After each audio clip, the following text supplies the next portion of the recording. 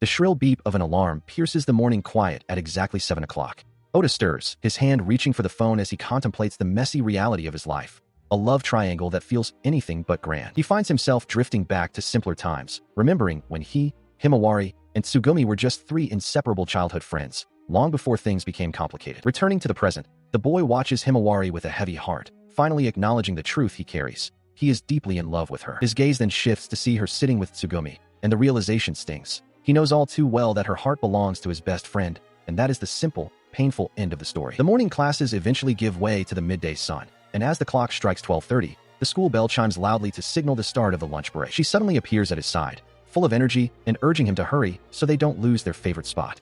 He hesitates, questioning if it's still appropriate for a boy and girl to eat lunch alone together now that they are in their third year of middle school, but she dismisses his worries with a playful laugh. The girl turns to him with a radiant, carefree smile, insisting that there is no reason to feel embarrassed. To her, their bond as childhood friends makes them special, placing them above the usual social expectations. They make their way to a quiet bench outdoors, and though he lets out a small sigh of resignation, he follows her lead, telling himself he simply has no other choice. He settles onto the wooden slats beside her, finally admitting the secret he keeps even from himself. Despite his outward reluctance, this shared moment is the part of the day he looks forward to most. His eyes remain fixed on her as she happily digs into her lunch, her face lighting up with joy over a sweet potato treat.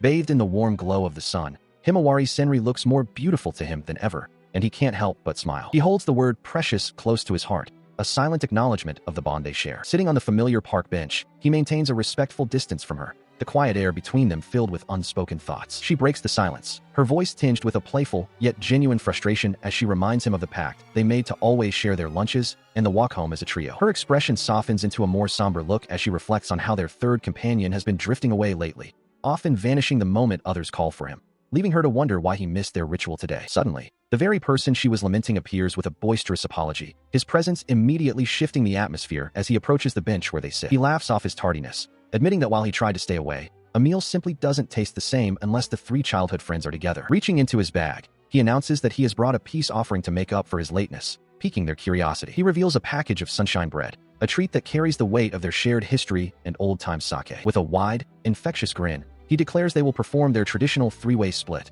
a gesture that brings a spark of joy to her eyes while he watches with a faint, knowing smile. He expertly tears the soft bread into portions, handing the first piece to her as the familiar rhythm of their friendship restores itself. He watches as Himawari beams with delight, clutching her portion of the sunshine bread with sparkling eyes. Meanwhile, Oda passes a piece to him, ensuring everyone has their share of the nostalgic treat. As they eat, he compliments Oda on his precision, noting that he is the best at splitting the bread into 3 equal parts. Oda simply looks away, claiming he just does it randomly, though his focused expression suggests a much more deliberate effort. Watching the exchange, Himawari smiles inwardly, certain that Oda isn't as random as he claims. She is convinced he secretly ensures she always receives the largest piece. He reflects on his bond with Oda Tsurugi, his other precious childhood friend, who stands quietly beside them, a pillar of their small group. The lighthearted mood shifts slightly as he turns to Oda, his expression becoming more serious as he asks for some advice on a matter that has been weighing on him lately. He explains the situation, describing how he is practically abducted by other students every day at lunch, leading Oda to observe that his friend is being invited left and right by everyone in their year. Himawari watches them talk, a soft, knowing smile on her face as she accepts that Oda's reliable nature makes this kind of popularity inevitable. Indeed,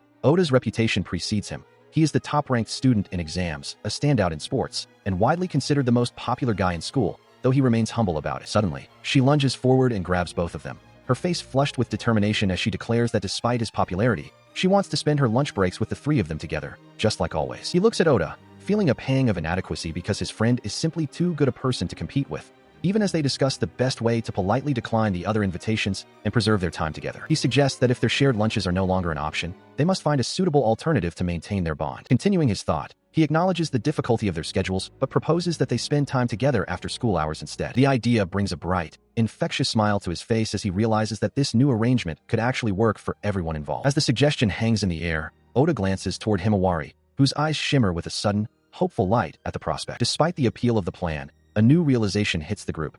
This change means their usual walk home together would be sacrificed, a trade-off they must all weigh carefully. Taking charge of the situation, he stands and places a firm, trusting hand on Oda's shoulder, explicitly tasking him with looking after Himawari once the school day ends. The weight of this sudden responsibility leaves Oda wide-eyed and momentarily speechless, while his friend points out that they truly don't have any other viable choice. Himawari stammers out her agreement, her heart skipping a beat as the reality of spending dedicated one-on-one time with Oda begins to sink in. With a quiet, steady nod of acceptance, Oda commits to the task, prompting an enthusiastic and deeply blushing response from Himawari. He remains in a state of quiet shock, his face flushed as he reflects on how unexpectedly the day's events have shifted toward this new intimacy. He is walking with his usual companions when a cheerful voice rings out from behind, thanking a friend named Tsubaki for some recent advice. The source of the call is a trio of classmates who quickly catch up to the group, playfully chiding him for slipping away unnoticed. They seem genuinely relieved to have finally tracked him down amidst the school crowd. They explain how much they had hoped to spend the lunch hour in his company, expressing a bit of disappointment at his absence. He offers a gentle, apologetic smile in return,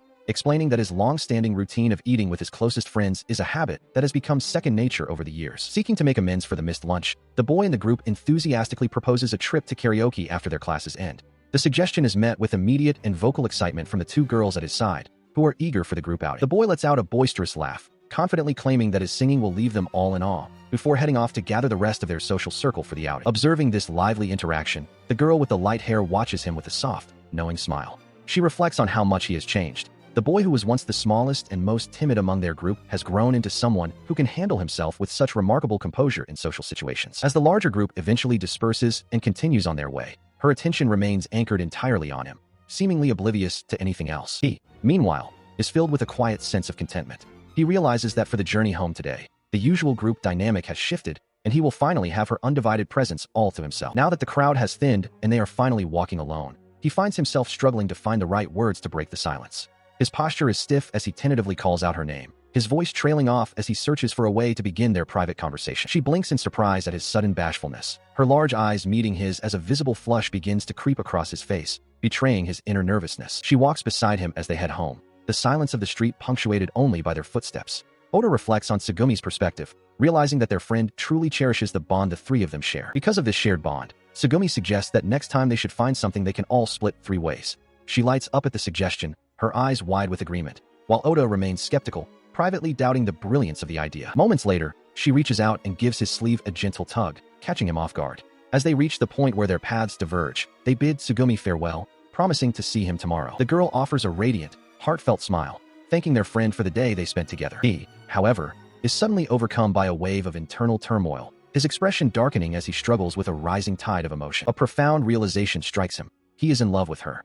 This sudden clarity is accompanied by a fleeting, intense vision of holding her close, leaving him shaken and questioning his own impulses. In a sudden burst of panic, he turns and bolts away, shouting a frantic apology over his shoulder. He is consumed by the terrifying thought that something is fundamentally wrong and that he must take immediate action. The boy continues to run until his lungs burn, his breath coming in ragged gasps. He is haunted by the fear that his feelings are a threat to the delicate balance of their friendship. He fears that in one impulsive moment, he might completely destroy everything he holds dear. Finally coming to a halt, he sits slumped against a wall, his chest heaving as he stares into the distance, paralyzed by the uncertainty of what his next move should be. He stares into the distance, his mind heavy with a truth he has long tried to ignore. Despite knowing the reality of his situation for a great length of time, he admits to himself that he has spent far too long clinging to a fragile hope and intentionally looking away from the inevitable. Clenching his hand over his heart, he feels the physical weight of his decision. He realizes with a bitter certainty that he can never return to being the person he once was, and because of that, he believes he must find a different, more selfless path. Slumped on the floor of his room, the boy is a solitary figure against the stark, empty walls. He reaches a painful resolution. If he cannot be the one to make her happy, he will at least ensure the joy of the two people he cares for most by bringing them together. His expression hardens, a mix of deep-seated sorrow and grim determination etched into his features. He whispers to the silence of the room that this act of self-sacrifice is the only way to preserve what they have. The next morning, the sun rises over the school building as the birds chirp in the trees. Himawari arrives on the grounds, her eyes widening in surprise as she spots a familiar figure waiting for her near the entrance. She calls out a cheerful greeting to Tsugumi, noting how rare it is for him to be waiting for her so early in the morning.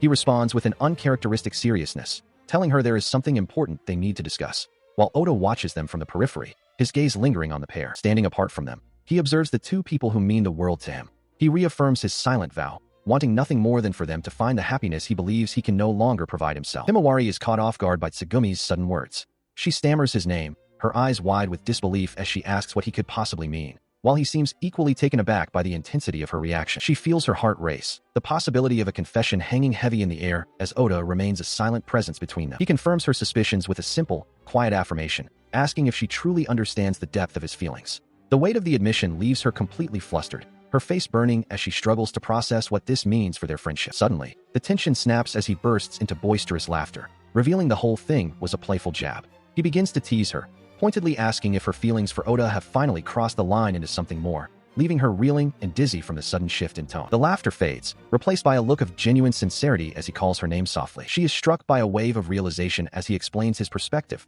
admitting that he has been observing the two of them from a close distance for a long time. To him, the bond they share and the feelings they harbor are so obvious that they hardly need to be spoken aloud. He reflects on their shared history, recalling a time when Oda was the smallest among them. Back then, the boy struggled with both his academics and his physical abilities, always trailing behind the rest of the group. Because of those early struggles, Oda pushed himself relentlessly to improve. He describes how the boy transformed into an impressive young man through sheer hard work, constantly striving for perfection because he felt his natural talents were never enough to keep up. She smiles warmly, moved by his deep understanding of their friend's character. She praises his perceptiveness, noting how he truly sees the heart of the people around him, while he looks back at her with a soft, contemplative expression. With a final, quiet look of hope, she seeks his validation, asking if the path they are taking is the right one. She takes a deep breath, her hands trembling as she grips her cardigan. With a sudden burst of resolve, she declares that she will finally say it, finding strength in the fact that she is sharing this moment with her longtime friend. Her voice rings out with a clarity she hasn't felt before as she confesses that she has always harbored deep feelings for Oda. Hearing this, he offers a soft,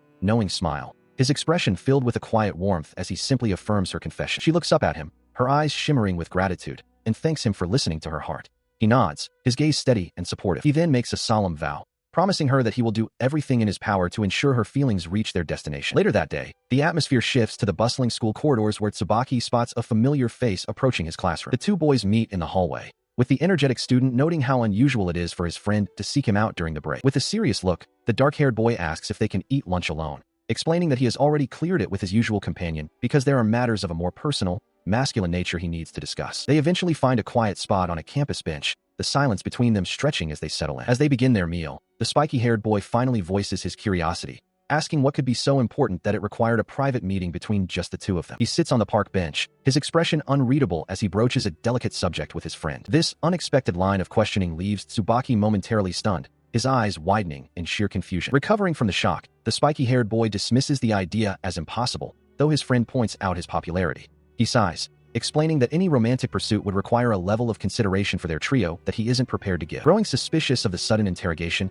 he demands to know why this topic has come up now, only to be met with a casual claim of simple curiosity. Looking away with a somber gaze, the dark-haired boy suggests that perhaps having a partner would actually simplify things for his friend. These words hang in the air, causing the other to fall into a heavy, contemplative silence as he searches for the meaning behind the suggestion. Suddenly, he snaps back, his voice rising with conviction as he declares his lack of interest, insisting that the bond between the three of them is the only thing that truly matters. When the dark-haired boy admits that a relationship would likely be a burden, his friend leans in with startling intensity, offering to handle any difficulties if it meant he would reconsider. The intensity of the moment becomes too much for Tsubaki, who shouts a frantic denial and bolts away, leaving his companion stunned. Left alone on the bench, he watches the retreating figure, his mind racing with the weight of what was just said, especially coming from someone like Tsubaki. A sudden gust of wind rustles the leaves above, echoing the turbulent realization of feelings that can no longer be ignored. The school stands quiet under the afternoon sun, but a hypothetical question lingers in the air. What would happen if Oda actually started dating someone? As he walks past, a group of girls watches him, noting that he has become something of an idol to everyone, making the idea of him being with just one person seem almost jealous-inducing. Later that evening, the trio walks together under the city lights, with Tsubaki casually remarking that as long as their group stays together, he doesn't mind the attention Oda receives. He had even gone so far as to discuss the matter with other classmates, who admitted they would welcome Oda finding someone, if only to prevent him from inadvertently capturing the hearts of every girl in school. Facing him on a park bench in the cool night air, Oda looks at his friend with a mix of confusion and suspicion, demanding to know what he is really trying to accomplish with all this meddling. The spiky-haired boy admits that while he once saw Oda as just an introverted childhood friend, the way others are now flocking to him has forced a change in perspective. Looking out over the quiet park, he confesses a deeper motive. He wants to take a long-held wish and finally make it a reality. He lets out a heavy, exhausted sigh, pressing a hand to his forehead as the weight of his own schemes and emotions seems to catch up with him. Seeing his friend's distress, Oda realizes the extent of the effort, noting that Tsubaki went out of his way to talk to all of his friends about his personal life. He then turns a serious gaze toward Oda, asking if he is truly prepared for the weight of the situation, before dropping the final, undeniable bombshell. Oda must have already noticed the depth of Himawari's feelings for him. He continues his confession, stating his desire for Oda and Himawari to be together. Oda stands silently, absorbing the weight of the words. His hands tremble as he grips Oda's jacket, the fabric bunching under the force of his internal struggle. Suddenly, he lunges forward, grabbing Oda's collar and demanding to know if he is truly okay with the prospect of them becoming a couple. The boy's eyes are wide with a mix of determination and hidden pain as he contemplates his two closest friends finding love with each other, questioning his own role in this unfolding drama. He stares intensely, wondering if there could possibly be a happier outcome than seeing the people he cares about most find happiness together, even if it leaves him on the sidelines. His intense gaze is met by Oda, who reaches out and firmly grasps his friend's arm. Oda questions if this self-sacrifice is truly what Tsubaki wants, expressing a deep desire for the three of them to remain an inseparable trio, fearing that a change in their dynamic would destroy the bond they currently share. He is met with a shout from the spiky-haired youth, who insists that even if they become a couple, he has no intention of losing their shared moments, like their daily lunches together. The sight of such desperation causes Oda to take a breath to steady his racing heart, realizing the depth of the commitment being asked of him. He is urged to stop worrying about his friend's feelings and instead focus entirely on Himawari, facing her heart with the honesty she deserves. Finally, a soft, understanding smile touches Oda's lips as he looks at the person who has always been by his side. He accepts the heavy responsibility being entrusted to him alone, promising to face the future with the same sincerity Tsubaki has shown. He sits quietly as Tsubaki leans in, the weight of their shared history hanging between them. Tsubaki insists that it must be him, acknowledging his own perceived weakness, and with a soft breath, he finally agrees to the path laid out before them. Because of this acceptance, Tsubaki's expression brightens with a determined resolve. He declares that if the person he trusts most in the world believes in him, then he will take the leap and do what needs to be done. Moments later, the conversation concludes as Tsubaki walks away into the evening, waving a hand over his shoulder. He calls out a farewell, promising to see him tomorrow, leaving his friend standing alone under the streetlights, watching his retreating figure. Meanwhile, back at the school, Himawari is a whirlwind of nervous energy, her face flushed as she realizes he has already departed. She frets over her own worth, wondering if someone like her could ever truly reach him after all this time. As the sun begins to set, he finds her and offers a gentle word of encouragement, urging her to move forward. She hesitates, her voice small as she mentions their mutual friend, but he reassures her that everything will be fine and that she should go on. In response, she looks down, her hands clutching her uniform as she absorbs his words.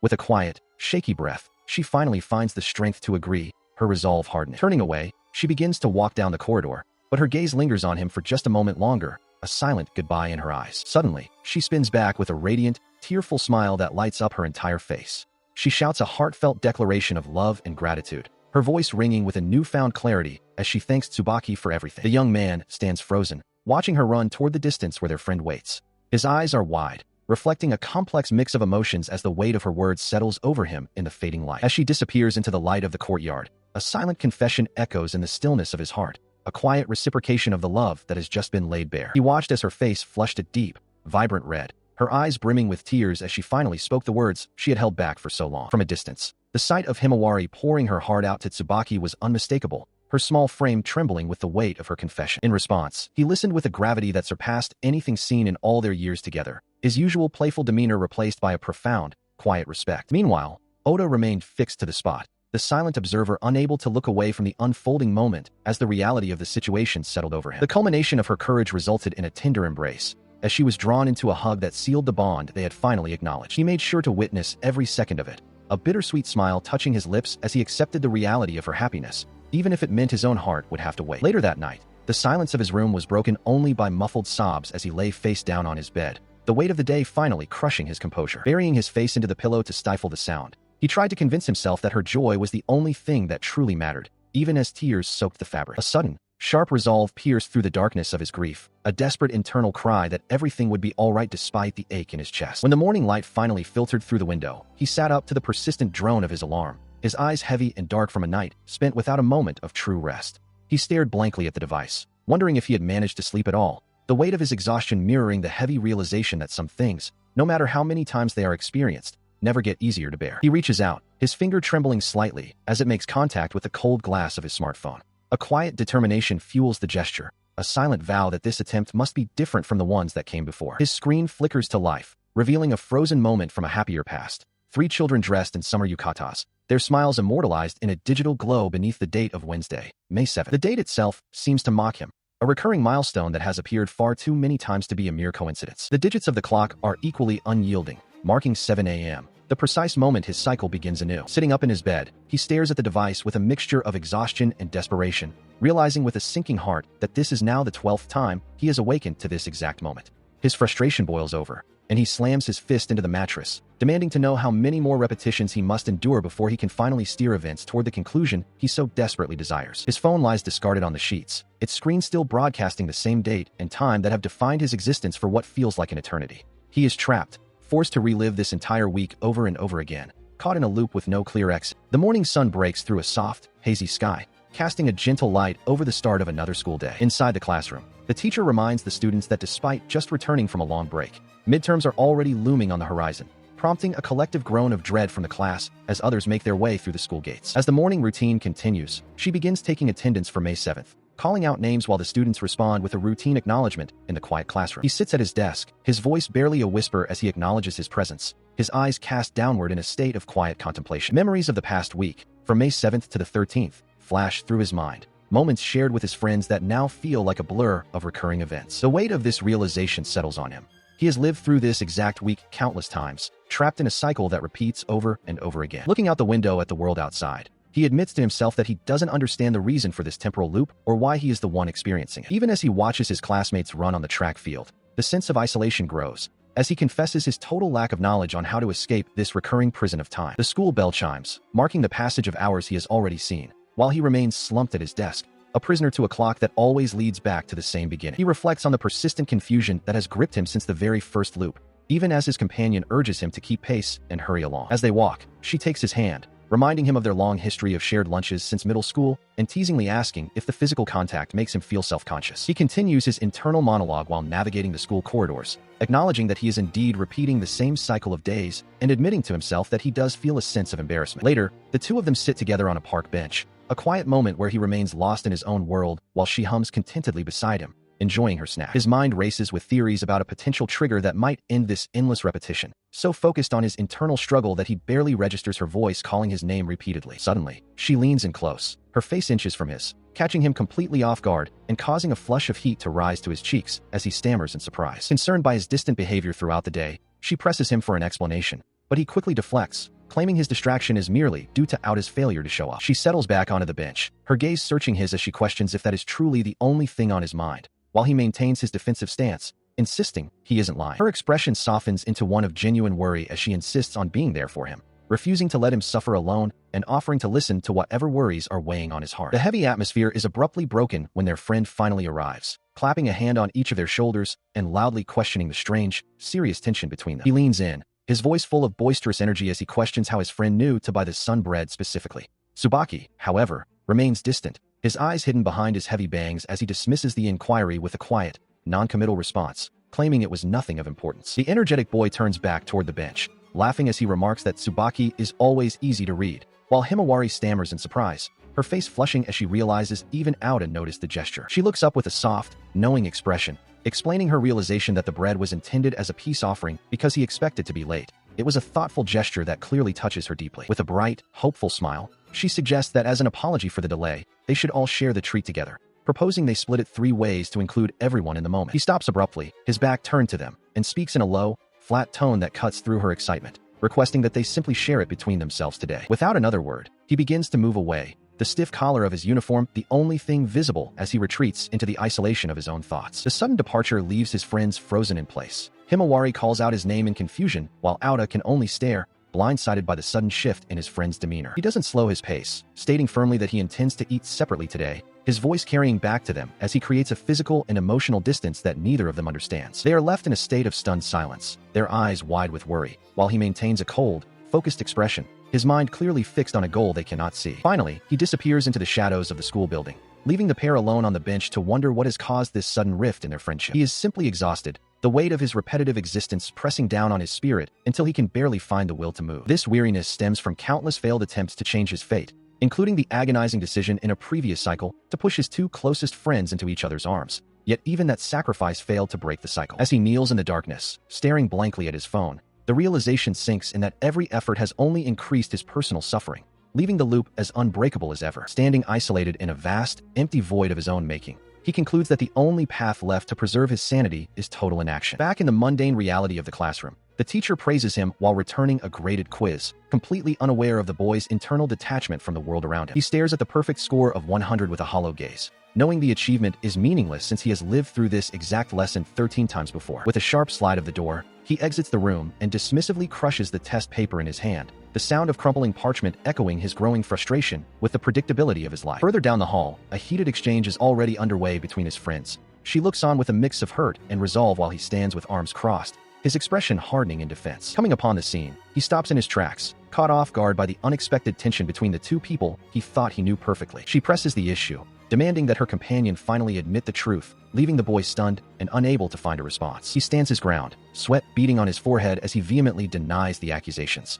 He insists that he has no idea what is being discussed and shifts the blame back onto Himawari, his voice rising in a desperate attempt to deflect the pressure and confusion of the moment. As the tension in the hallway escalates, Tsubaki approaches the pair, his expression one of mild, detached confusion. He interrupts their heated exchange to ask why they are fighting, while other students, including a quiet girl with glasses, linger in the background to witness the sudden rift between the usually inseparable trio. In an instant, both of them whirl around to face him, their fingers extended in unison as they point directly at his chest.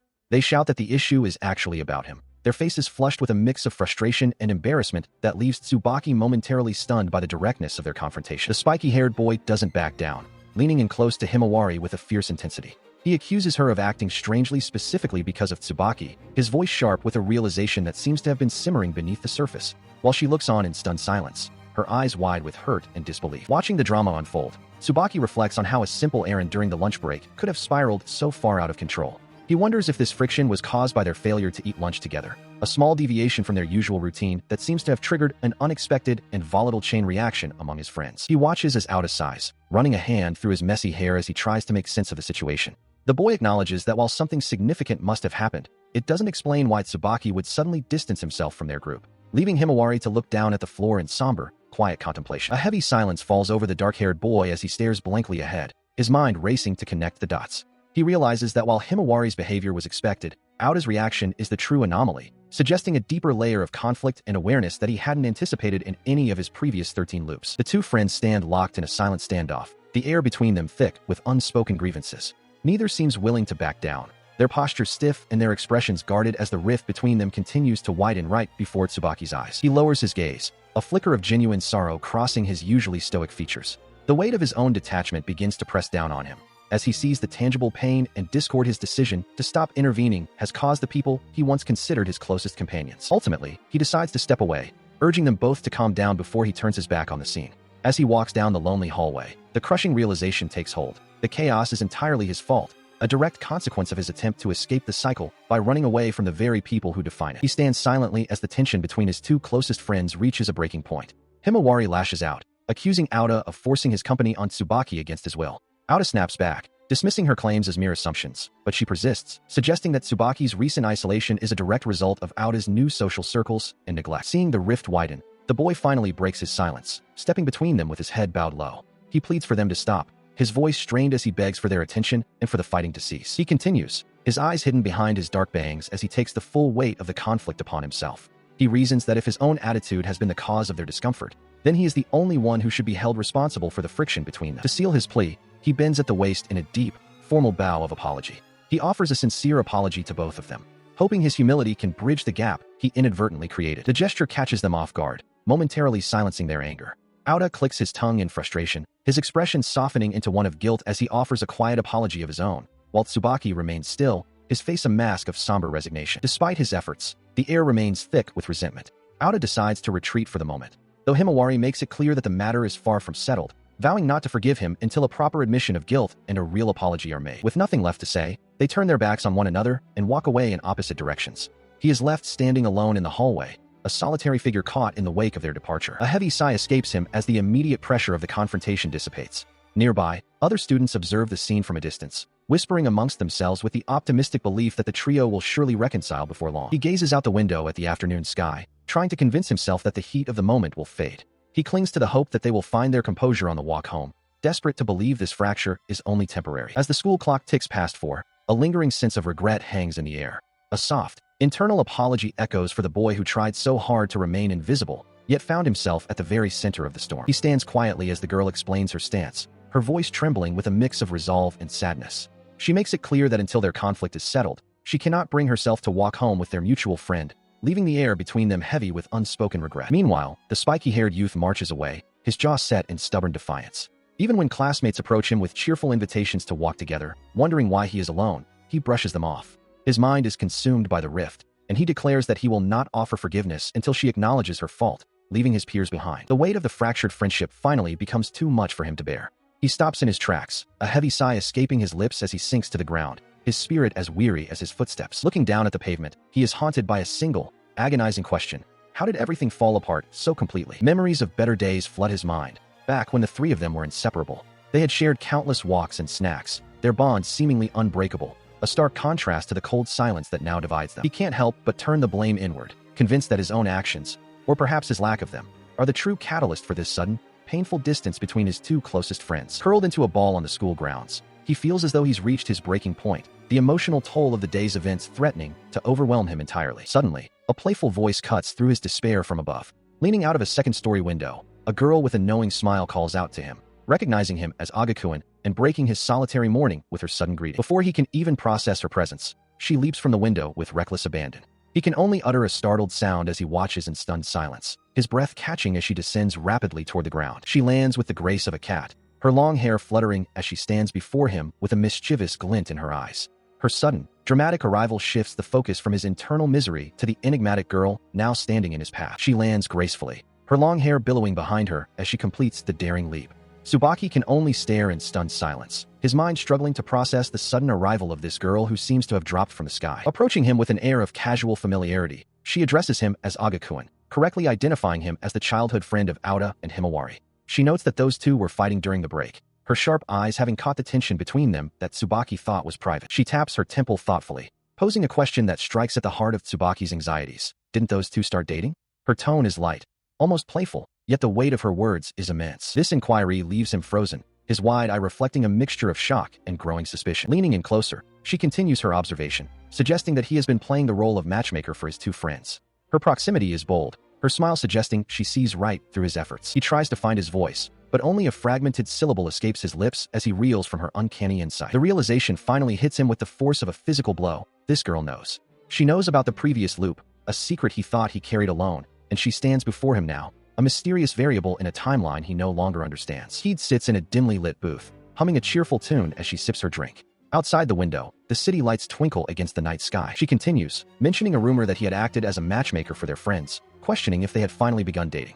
He watches her, his expression a mix of confusion and dawning realization. He stares at her, the truth hitting him with sudden clarity. She is just like him, possessing knowledge of events that shouldn't have happened yet. They sit in silence for a moment, the bustling atmosphere of the restaurant fading into the background. Noticing his intense gaze, she leans in with a mischievous glint in her eyes, teasingly suggesting that such a heated look might make her shy. She punctuates the remark with a playful, cat-like gesture. The boy immediately recoils, his hands waving frantically in front of him as he stammers out a desperate denial. He tries to steer the conversation away from his embarrassment, but she only responds with a knowing, soft giggle. Shaking his head to clear his thoughts, he finally asks the question that has been bothering him. Who exactly is she? She looks back at him, genuinely surprised that her identity remains a mystery to him. She pauses, a finger to her chin as she wonders aloud if she had simply been overestimating her own presence. He offers a quick apology, explaining that his social circle is small and he rarely interacts with students from other classes. Accepting this, she sets her glass down with a soft thud, suggesting they get to know each other for the sake of what is to come. She leans in with a playful wink, formally introducing herself as Keed Weshi from Class 3B. With a finger to her lip, she insists that he remember her name, her expression brimming with a mischievous confidence. Following her bold introduction, a heavy silence falls over their booth in the dimly lit cafe. While she remains poised and expectant, he sits across from her, his gaze fixed downward as he processes the sudden encounter. He realizes that her being in Class 3B explains her familiarity with him, as she shares a classroom with Himawari. As this connection clicks into place, she watches him intently, her sharp eyes never leaving his face. She lets out a soft, knowing chuckle before leaning back into the padded seat with a relaxed thud. Her smug grin suggests she is enjoying the effect her presence has on him. Breaking the brief quiet, she remarks that he truly is the oddball the school rumors describe. He can only respond with a look of utter confusion, questioning what she could possibly mean by such a reputation. She then shifts the conversation to her surname, noting that people often ask about the specific kanji used for Weshi. To clarify, she traces the characters on the surface before them, explaining the unique way her name is written. He finds himself thinking that her name sounds like something straight out of a storybook, though he quickly dismisses the thought as overly sentimental. His awkward demeanor betrays a growing sense of unease under her scrutiny. While he concludes that she likely isn't a malicious person, he finds her energy incredibly difficult to keep pace with. Suddenly, a sharp jolt of realization hits him, as if he's been caught in a private thought. She leans forward again, a playful yet piercing glint in her eyes as she asks if that was exactly what he was thinking.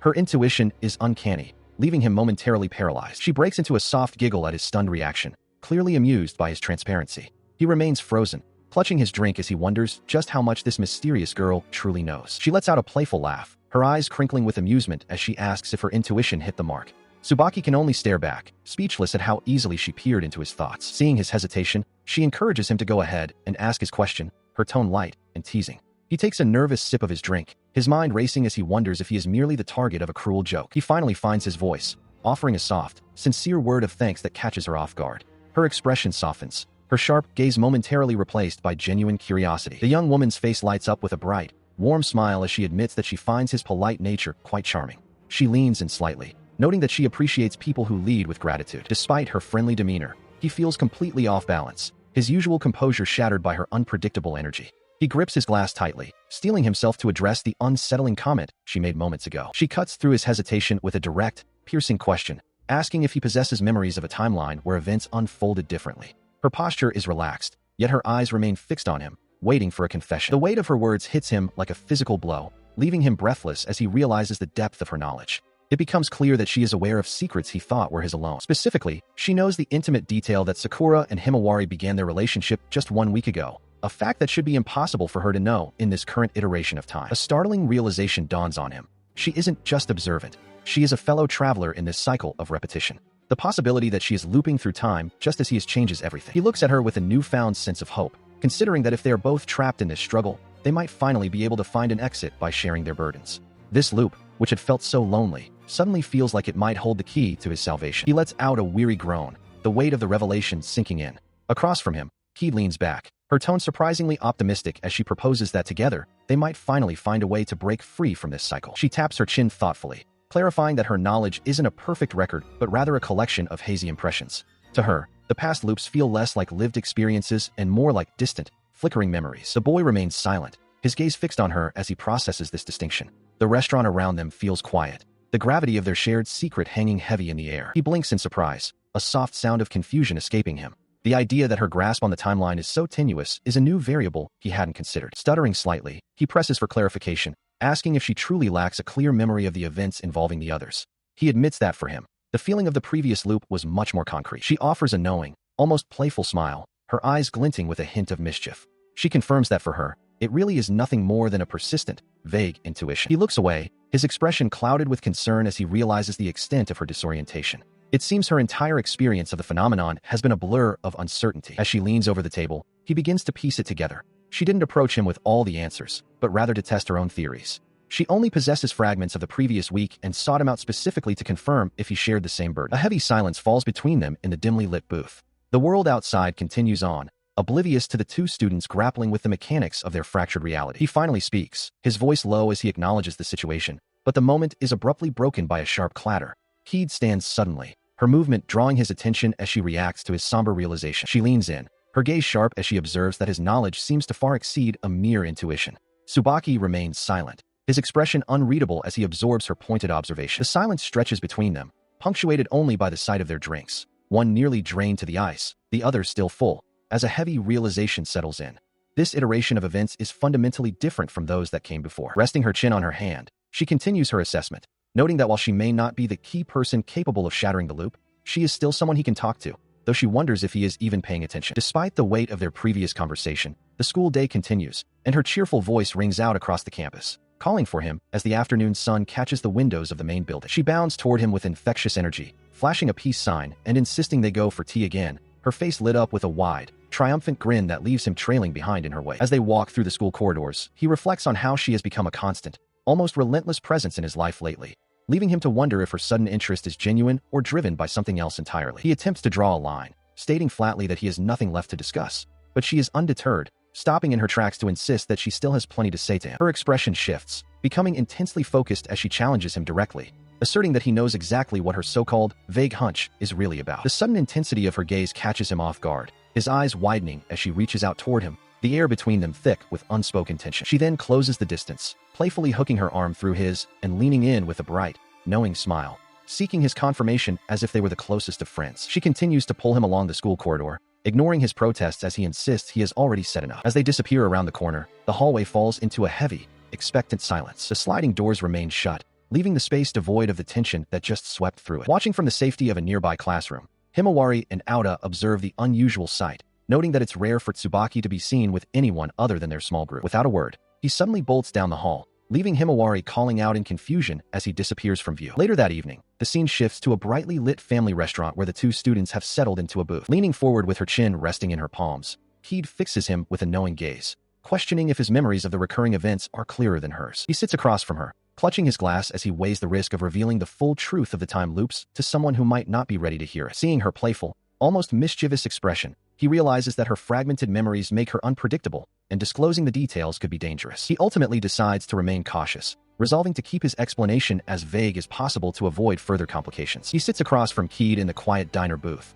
listening as she begins to suggest they share a certain similarity, hinting at a connection beyond their current circumstances. Before she can finish, Auda bursts into the space, his face contorted with frustration as he demands to know the meaning of her cryptic words. The sudden intrusion leaves the group in a tense standoff. Auda glares with suspicion while the others look on in stunned silence, prompting him to question why they are even there together. He continues his tirade, recalling how their Monday afternoon had taken an unexpected turn and accusing them of meeting for tea every single day behind his back. Leaning in with an intense, searching gaze, the boy confronts his friend directly, asking if a secret romance has blossomed between him and Keed, catching the other completely off guard. He slams his hand onto the table in a fit of pique, declaring the situation to be completely unfair and messed up. With a look of genuine hurt in his eyes, he shouts that such secrecy is a betrayal, especially since he has always been right there by his friend's side. The weight of the accusation hangs in the air, leaving the dark-haired boy staring back in a state of utter bewilderment. A heavy silence descends upon the table as the two boys remain locked in the awkward aftermath of the outburst. Suddenly realizing the unintended implication of his words,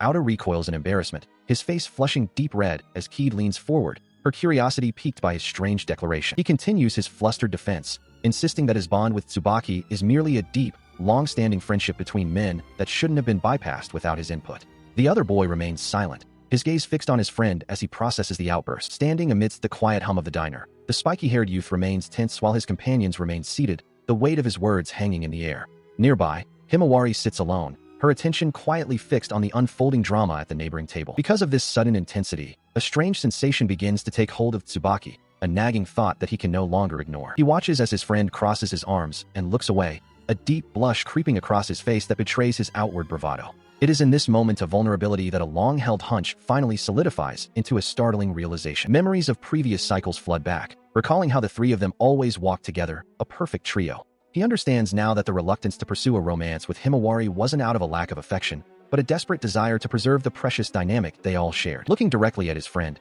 Tsubaki tentatively voices his suspicion, asking if the truth is something far more personal than he ever imagined.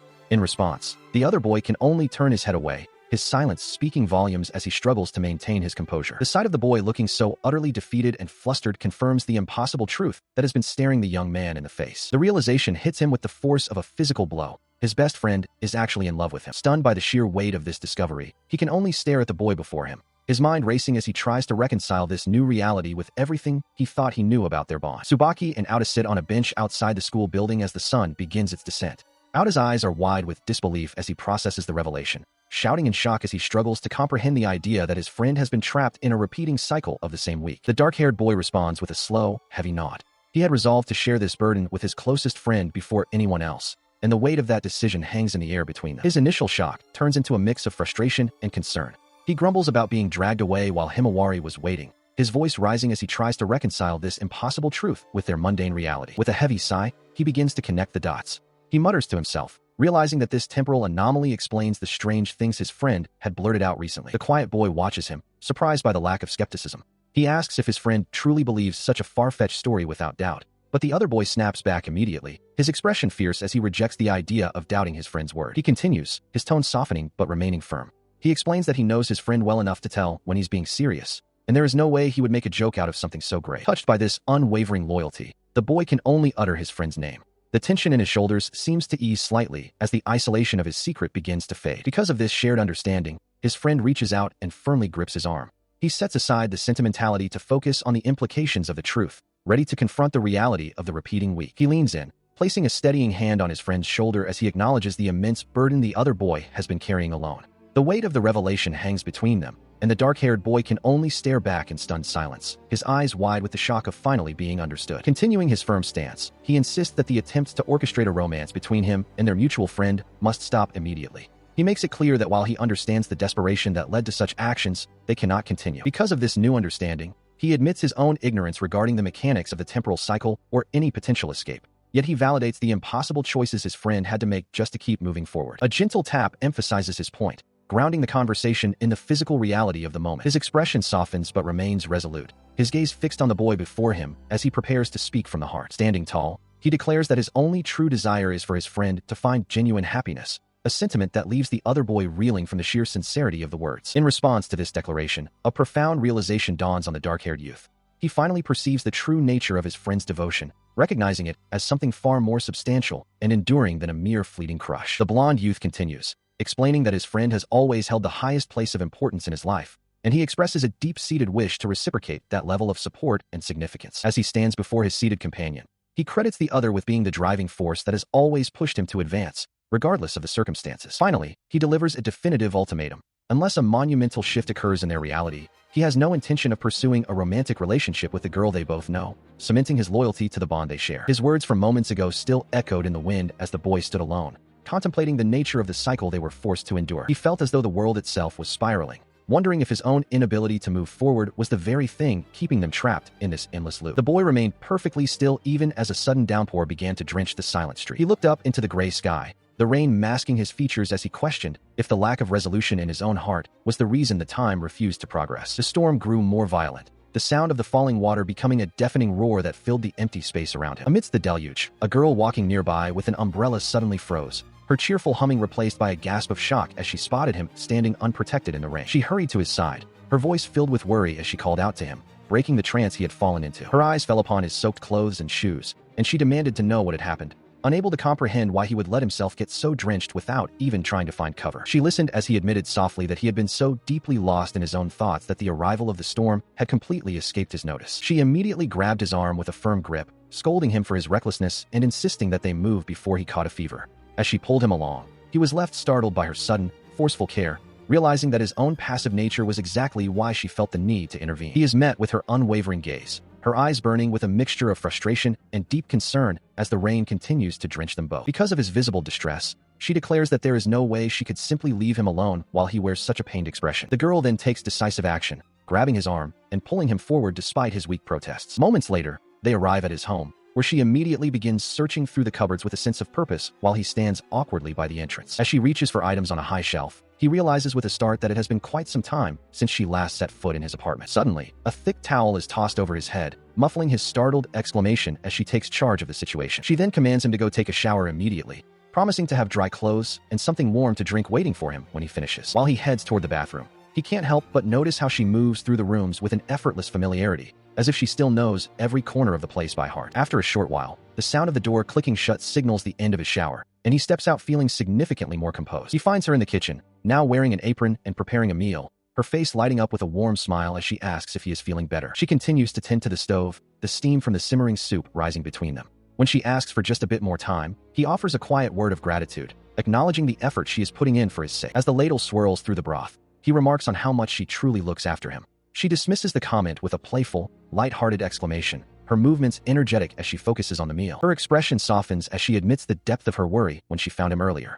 To her, preparing this meal is the very least she can do to settle the unease that gripped her when she saw him in distress. She speaks with such sincerity that he can only offer another heartfelt thanks in return. The weight of her care seems to settle over him, grounding him in the quiet warmth of the kitchen. His heart swells as he takes in her radiant, blushing smile, filling him with a profound sense of happiness. In this moment of domestic peace, a simple, undeniable truth crystallizes in his mind. He loves her. Her back is turned as she returns to the bubbling pot, unaware of the deep reflection her selfless nature has sparked in him. To him, she has always been this kind of person, someone who gives of herself without hesitation. Breaking the silence, she asks if he is curious about the private conversation she shared with Auda earlier. He responds with immediate, firm dismissal, showing no interest in whatever secrets they might have discussed. She meets his gaze with a tender look, assuring him that her only concern in this moment is him. The world outside their shared space seems to fade, leaving only the connection between them. Standing at the counter, she remains focused on her task, her presence a constant, comforting fixture in his life. He notes how she has always maintained this nurturing role, regardless of the circumstances. She appears so small and fragile from this perspective as she continues her work. Despite her slight stature, the strength of her devotion leaves him in a state of quiet contemplation. She remains the picture of quiet resilience, her profile illuminated by a soft light as she sips from a small cup. To the observer watching her, she possesses an inner core of strength that feels almost blinding, a fundamental part of who she is. He, however, is consumed by a turbulent internal struggle, his hand gripping the fabric over his heart as if trying to contain the depth of his feelings. No matter the circumstances, he finds it impossible to cast aside these emotions, even with the painful realization that his love might never be reciprocated. Breaking the heavy silence, she turns with a bright, cheerful expression, ready to address him by his nickname and share a light-hearted moment. But the mood is instantly shattered when her foot loses its grip, sending her stumbling backward with a startled cry. He reacts with a sharp intake of breath, his voice full of sudden panic as he calls out her name. Without a second thought, he lunges forward, his arms outstretched in a desperate bid to break her fall. The impact is avoided as he catches her securely, the two of them ending up on the floor in a tangled, intimate embrace. She gasps, her face flushing a deep crimson as she realizes how closely he is holding her. Resting against him, she lets out a soft, shaky breath and gently tugs at his sleeve, her voice barely a whisper as she expresses her gratitude for his quick reflexes. Her eyes, wide and shimmering with a mixture of shock and a new, burgeoning realization, search for something in the air between them. Looking up at him with a bashful, uncertain gaze, she softly utters his name once more, the tension between them palpable. He gazes back down at the girl he treasures most, his expression softening into one of profound relief and quiet affection, simply grateful that she remains unharmed. He watches as a deep flush spreads across her cheeks, her eyes wide with a mixture of shock and dawning realization. The sudden intimacy of their position has left her momentarily speechless, her breath hitching as she tries to process the weight of his words. Because of this overwhelming sensation,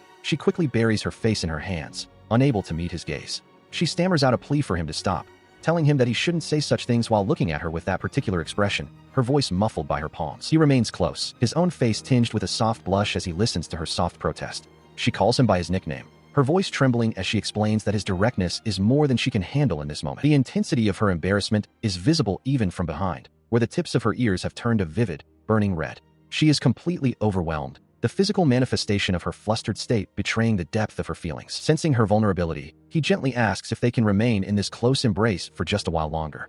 She gives a small, hesitant nod of agreement, her voice barely a whisper as she concedes to the shared moment. He can't help but think how incredibly cute she is in this state, his heart swelling with affection. She, meanwhile, remains hidden, insisting that he keep his eyes away from her face while she tries to regain her composure. A wave of pure joy washes over him, a feeling so intense it almost feels dangerous.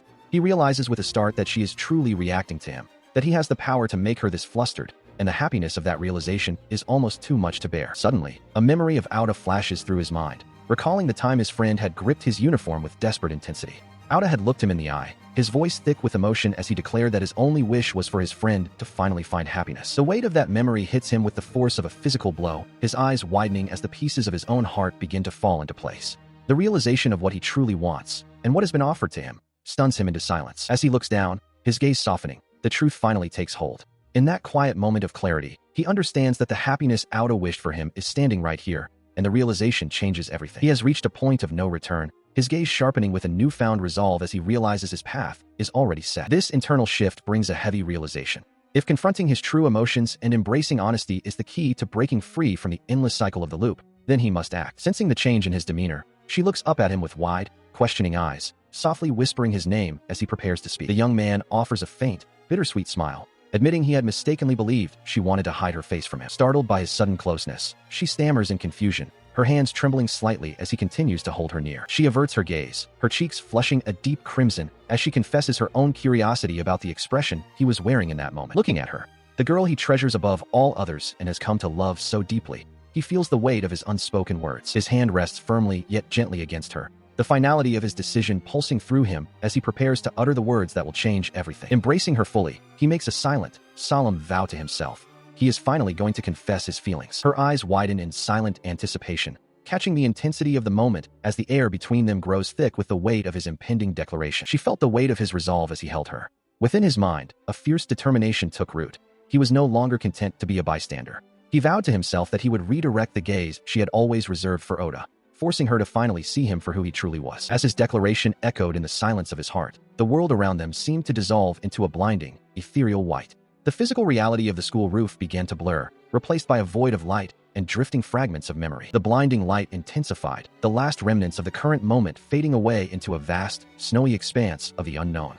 The loop was shifting once more, leaving only the lingering echo of his desperate promise as the world vanished entirely. The two boys stand in the quiet courtyard behind the school, the silence of the afternoon air hanging heavy between them. Auda stares at his friend in disbelief, his eyes wide as the weight of the declaration sinks in. He repeats the words slowly, struggling to process that Tsubaki intends to confess his feelings to Himawari. The dark-haired boy maintains a steady gaze, explaining that his decision is a matter of personal principle. Aura, however, remains perplexed, scratching the back of his head as he wonders why his friend felt the need to seek his permission in the first place. As the wind stirs the branches above, he clarifies that it wasn't about permission, but rather a need for honesty between them. He continues, his expression hardening with a newfound resolve. He admits that to truly move forward, he must overcome the idealized image of Aura that Himawari holds in her heart. This declaration leaves Aura flustered and shouting in protest, but Tsubaki begins to walk away, his mind clearly set. He asserts that while it isn't a competition, he is determined to win her over, leaving Aura to acknowledge the challenge with a mix of frustration and respect. Overwhelmed by the intensity of the moment, the spiky-haired boy clutches his head in a fit of exasperation, shouting for the whole world to forget the awkwardness of the exchange. Despite his initial shock, he eventually steps forward and firmly grips Tsubaki's shoulder. With a sincere look in his eyes, he promises that if Tsubaki has truly made his choice, he will stand by him and offer his full support. He stands there, questioning why his friend is being so formal and stiff. Tsubaki, caught off guard by the sudden scrutiny, can only stammer out a confused inquiry as to why it matters. He looks on in confusion as the energetic boy points a finger, deciding to be blunt. Aura notes that while Tsubaki is usually the observant one, he seems too preoccupied to see the obvious, so he offers to lay the truth out for him. He then drops a bombshell that strikes at the heart of Tsubaki's secret, asking point-blank if he is currently caught in a time loop. His question leaves Tsubaki in a state of shock, eyes widening in sheer disbelief. The realization that his secret has been discovered leaves him breathless, managing only a faint, stunned gasp. He sees a gentle, knowing smile spread across his friend's face, offering a silent form of comfort instead of the judgment he might have feared. He is interrupted by the sudden chime of the school bell, signaling the start of the next period. As they begin to walk back toward the building, Aura casually remarks that having the ability to restart is essentially a cheat code, a powerful advantage to be used. They stop as he gives Tsubaki a reassuring pat on the shoulder, encouraging him not to overthink things. He frames the entire ordeal as a process of trial and error before waving a casual goodbye and heading off. He disappears into the distance, leaving Tsubaki to feel a wave of gratitude wash over him. Tsubaki begins to see the logic in his friend's words, realizing that this strange situation does indeed have its benefits. He turns toward the school, his pace steady and his mind clearing. The pressure to succeed immediately begins to lift, replaced by the understanding that even a failure isn't final. He looks up at the school building, finding a new sense of resolve. With the gift of time on his side, he knows he can simply refine his approach and try again until he gets it right. He walks alongside Himawari, the silence between them filled by her observation that Aura has gone off with his own friends. He concedes the point, acknowledging that they cannot expect to monopolize their friend's time indefinitely, even if a part of him wishes things could stay as they are. As they continue their stroll, she suggests that with different high schools on the horizon, they should begin adjusting to this new distance starting now. He responds with a simple, non-committal shrug, accepting the inevitable change with a quiet resignation. The quiet moment is shattered when Sakura approaches, casually inquiring if the two had been quarreling earlier, a question that leaves her visibly flustered and wide-eyed with shock. In a sudden burst of playful frustration, she begins pummeling him with light blows, scolding him for being an idiot while he offers a series of sheepish apologies, trying to calm her down. Once the commotion settles, a warm blush creeps onto her face as she reflects on the previous day, while he privately notes that the current mood between them is surprisingly pleasant despite the earlier chaos. He finds himself drifting into a memory of her reaction to him, questioning what kind of expression he must be wearing in this moment of quiet, shared connection. A flicker of determination ignites within him as he realizes that even if he lacks out his natural advantages, it doesn't mean his own efforts to reach her are destined for failure. She breaks the silence, her voice hesitant as she attempts to bring up the events of the previous day, her gaze fixed on him with a mix of uncertainty and expectation. His mind races with the possibilities afforded by his unique circumstances, concluding that the ability to loop back and try again is the ultimate advantage he needs to succeed. Driven by this sudden surge of resolve, he lunges forward and firmly grasps her shoulders, calling out her name and leaving her startled and breathless by his uncharacteristic boldness. He stands before her, his expression uncharacteristically firm and focused, the silence between them heavy with unspoken intent. She gazes back at him, her eyes wide with a mixture of confusion and a dawning realization that the atmosphere has shifted completely. As he maintains his grip on her shoulders, she softly notes that he is making the same pained expression he had the day before, but he quickly denies it, his voice steady despite the tension. The girl tries to protest, her face flushing a deep crimson as she struggles to find the right words to counter his intensity. His fingers tighten their hold on her uniform, a silent resolve hardening within him as he decides to cast aside his fears of failure and simply take the leap. Taking a sharp breath, he finally breaks the silence, calling her name with a desperation that demands her full attention. With a sudden, passionate outburst, he confesses that he has always harbored feelings for her, pleading with her to enter into a relationship with him. The shock of his words leaves her breathless, her eyes shimmering with unshed tears as the weight of his confession sinks in. He watches her intently, his own heart racing as he searches her face for any sign of a response, the world around them seemingly frozen in this pivotal moment. While she stammers and searches for an answer, a flicker of hope ignites within him, wondering if his bold gamble might actually succeed on his very first attempt in this loop. He stands frozen as the words he dreaded most spill from her lips. Himawari, her face flushed and eyes brimming with tears, can barely choke out her apology, her voice trembling with a weight of regret that hangs heavy in the air. A heavy silence descends upon the quiet street, stretching between them like an unbridgeable chasm. Neither moves, the only sound the distant rustle of leaves as they stand in the shadow of the garden wall, the weight of her unspoken rejection pressing down on them both. The young man can only stare in stunned disbelief, his mind racing to process the sudden shift.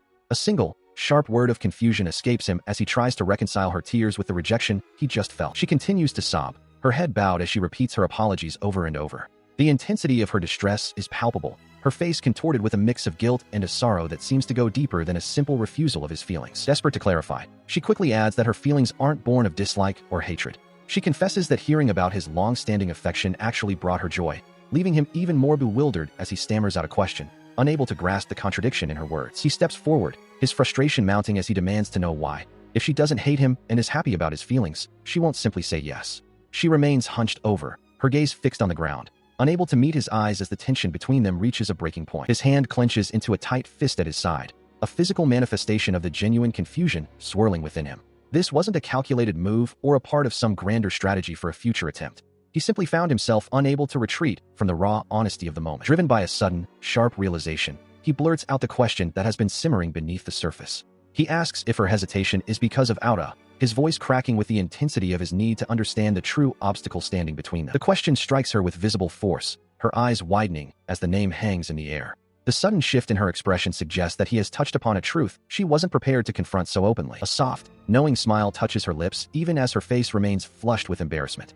She looks up at him, her gaze softening as she acknowledges that he has seen through her, quietly asking if he had noticed her feelings for their mutual friend all along. She continues her confession, admitting that despite their long history, she had been so preoccupied with her own world that she failed to see the depth of his emotions. Tears begin to well in her eyes as she insists that the fault lies with her, unable to forgive her own lack of perception. Memories of their shared past flicker through their minds, moments of childhood innocence and constant companionship that now feel heavy with unspoken truths. A few droplets fall to the pavement as she confesses that she never truly looked him in the eye or acknowledged the reality of his heart. With a voice trembling from the weight of her realization, she explains that this fundamental disconnect is the reason she cannot accept his feelings and become his girlfriend. Suddenly, she turns and bolts away, her final words trailing behind her as she shouts that this conviction has always been buried deep within her. The distance between them grows rapidly as she disappears down the quiet street, leaving him standing alone in the fading light. He remains frozen, his hand reaching out slightly as if to catch a ghost, his expression one of profound shock. In the silence that follows, a crushing sense of defeat washes over him,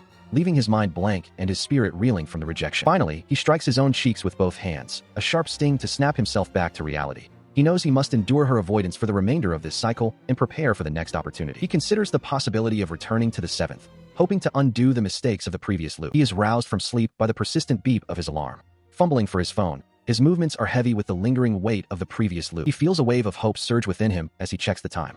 Having dreaded mornings like this before, the realization that he has successfully returned fills him with a newfound purpose. He can finally try again with Himawari. He finds that hope is short-lived, however. His eyes widen in shock as he stares at the screen, a confused murmur escaping his lips. His hand trembles slightly, the phone nearly slipping from his fingers as the reality of the situation begins to sink in. He stares at the screen, which displays a date he didn't expect, Wednesday, May 14th, at 7 a.m. Below the digital clock, a photo of 3 young children in yukatas serves as a bitter reminder of a past he thought he understood. His eyes fixate on the date, May 14th, confirming he hasn't gone back to the 7th at all. He notes the time is exactly 7 in the morning, realizing the loop has placed him much further ahead than he anticipated. The morning sun rises over the apartment complex, accompanied by the gentle chirping of birds. He walks along the quiet street, his footsteps echoing softly against the pavement as he glances back at the building he just left. As he continues his solitary walk, a heavy sigh escapes his lips. He reflects on the long-desired escape from a repetitive cycle, yet a nagging question lingers in his mind, casting a shadow over his newfound freedom. Memories of a recent Wednesday morning at 7 o'clock flood back, vivid and painful. He recalls the sight of her trembling, her voice thick with tears as she repeatedly apologized for the situation they found themselves in. Shaking off the memory, he tries to convince himself that he is safe for the moment, though the thought of facing her again fills him with a sense of profound shame and avoidance. His internal monologue is abruptly cut short when he rounds a corner and finds her standing right there. Their eyes meet in a moment of mutual, heart-stopping shock, the air between them suddenly thick with tension. Before he can utter a word, she bolts past him in a frantic blur, her cries of apology trailing behind her like a physical weight as she disappears into the distance. He stands frozen in place, watching her retreat, the realization dawning on him that her thoughts and fears mirror his own perfectly. Clenching the strap of his bag, he is consumed by a paralyzing uncertainty, his mind racing with questions about what he could possibly do to mend the fractured reality they both inhabit. He stands at the entrance of classroom 3A, his head turning sharply as a voice calls out his name. Upon entering, he is met by Tsubaki and another student who inform him that the person he seeks is absent. He offers a quiet, hesitant thanks, his expression clouded with a growing sense of unease. Despite his persistence, returning to the classroom door time and again, he finds only empty space where he hoped to find a connection. The hallway becomes a repetitive cycle of disappointment. He reflects on the distance growing between them, suspecting that his previous confession has driven her away out of a misplaced sense of consideration. Yet, despite the isolation, a singular, stubborn desire remains. He needs to speak with her. Moving through the school corridors, he suddenly freezes near classroom 3B, his eyes widening as he spots a familiar group of students ahead. Desperate to remain unseen by Himawari, he quickly approaches the group, hoping to blend into the background while seeking a specific ally. He singles out one of the girls, requesting that she call for Keed Weshaba. A realization strikes him. If Keed is the person he remembers, her perspective on their shared history might be the key he needs. The girl, Keed, turns toward him with a look of mild surprise, her long, wavy hair catching the light as she addresses him by a familiar nickname. Recognizing him as a childhood friend, he attempts to bridge the gap by mentioning the multiple times they shared tea during the previous week, searching her face for any flicker of recognition. She meets his gaze with genuine confusion, tilting her head as she points out that this is, in fact, the very first time they have ever spoken. The silence that follows is heavy with the weight of a reality that no longer aligns. She stands there, seemingly oblivious to the internal crisis he is weathering as he stares at the floor, unable to make sense of why the world has diverged so sharply from his expectations. The girl politely requests to return to her lunch, prompting him to stammer out a hasty apology as she turns away, leaving him alone in the hallway to grapple with his confusion. He is left reeling, his breath hitching as he desperately searches for an explanation for how his reality has fractured so completely. Shaking his head to clear the intrusive thoughts, he wonders if she is trapped in a different cycle of time altogether, one that excludes their shared history. He reflects on the harsh truth of this timeline.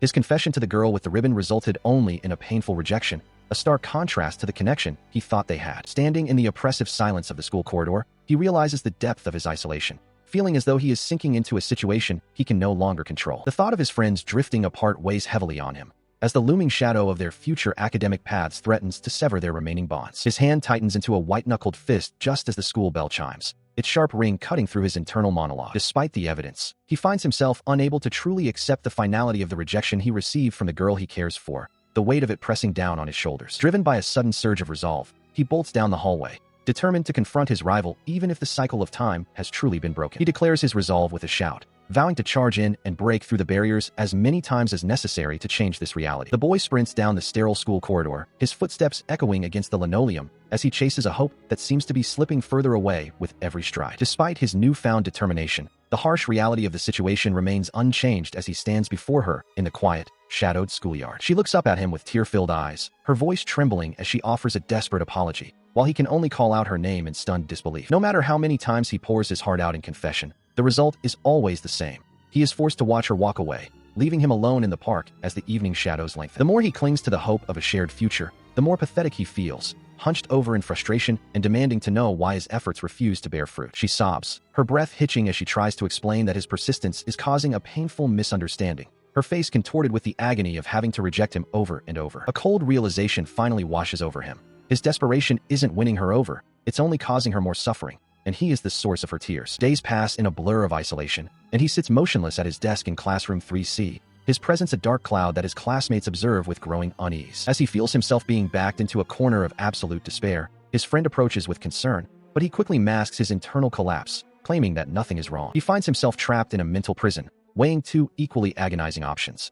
Living in this current timeline feels like a slow descent into misery, yet returning to the repetitive cycle of the loop offers its own brand of torment.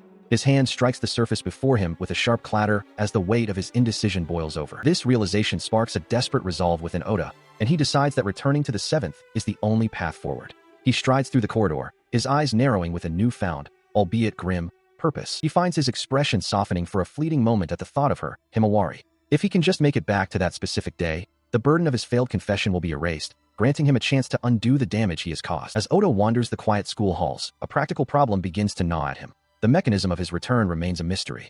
He watches other students pass by, living their linear lives, while he searches for a way to shatter the flow of time itself. He reasons that since the rules of this phenomenon are unknown to him, he must consider the possibility of trial and error.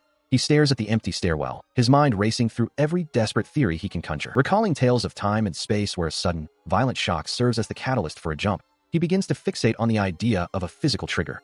Whether it be the impact of a speeding vehicle or some other traumatic force, the concept takes root in his mind. Standing at the edge of the rooftop, Oda looks down at the ground far below, the wind whipping past him with a hollow roar. Up until this moment, the sheer terror of the act had kept him paralyzed, but the pain of his current reality has finally outweighed his fear of the fall. The young man steadies his breathing, his foot inching closer to the precipice as sweat beads on his forehead. He tells himself that this is no time for cowardice. The stakes are far too high to let a moment of hesitation ruin his only chance. With a final, desperate plea whispered to the air, he launches himself into the void. The world becomes a blur of gray sky and rushing wind as he surrenders his body to gravity. He hurtles through the branches of the trees below, the sound of snapping wood and rustling leaves punctuating his violent descent before he hits the earth with a sickening thud. Nearby, Keed and her friends are frozen in shock, staring at the broken figure that has suddenly shattered the peace of their afternoon. He had plummeted from the roof, leaving a wake of terror and confusion behind him. Shouts of alarm echoed through the school grounds as witnesses scrambled to find a teacher, their voices thick with the shock of seeing a student fall. Instead of the reset he craved, he found himself confined to a sterile hospital bed. The attempt had failed to trigger the loop, resulting only in a massive commotion that brought his friends and school staff to his bedside, their faces etched with worry and confusion. The aftermath was a blur of reprimands and relief. While his teachers lectured him sternly for his reckless actions, he could only focus on the bitter irony of his survival. He had escaped with nothing more than minor bandages, yet his spirit remained trapped in a reality he couldn't escape. A full week drifted by in a haze of resignation. By the night of Tuesday, May 20th, he sat alone in his room, the glow of his phone illuminating a face weary from failed attempts and the crushing weight of a future he didn't want to face. He stared at the screen, where a digital memory of happier times mocked his current despair.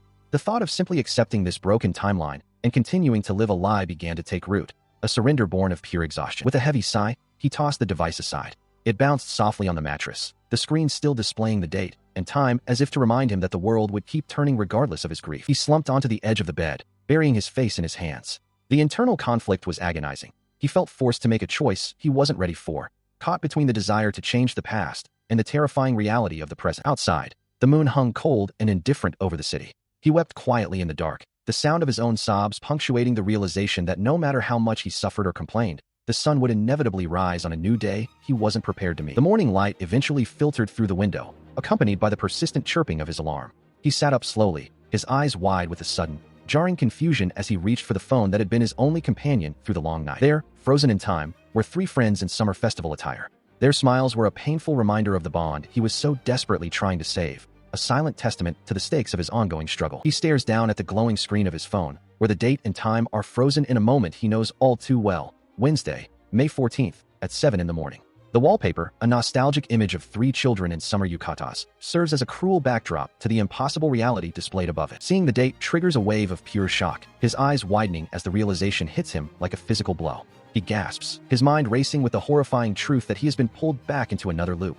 And of all the days to relive, it had to be this one, the day of his failed confession. Oda sits alone in the heavy silence of his room, the morning light filtering through the window as he stares intently at the device in his hand. He looks down at the screen, which displays the date, Wednesday, May 14th, at 7 in the morning.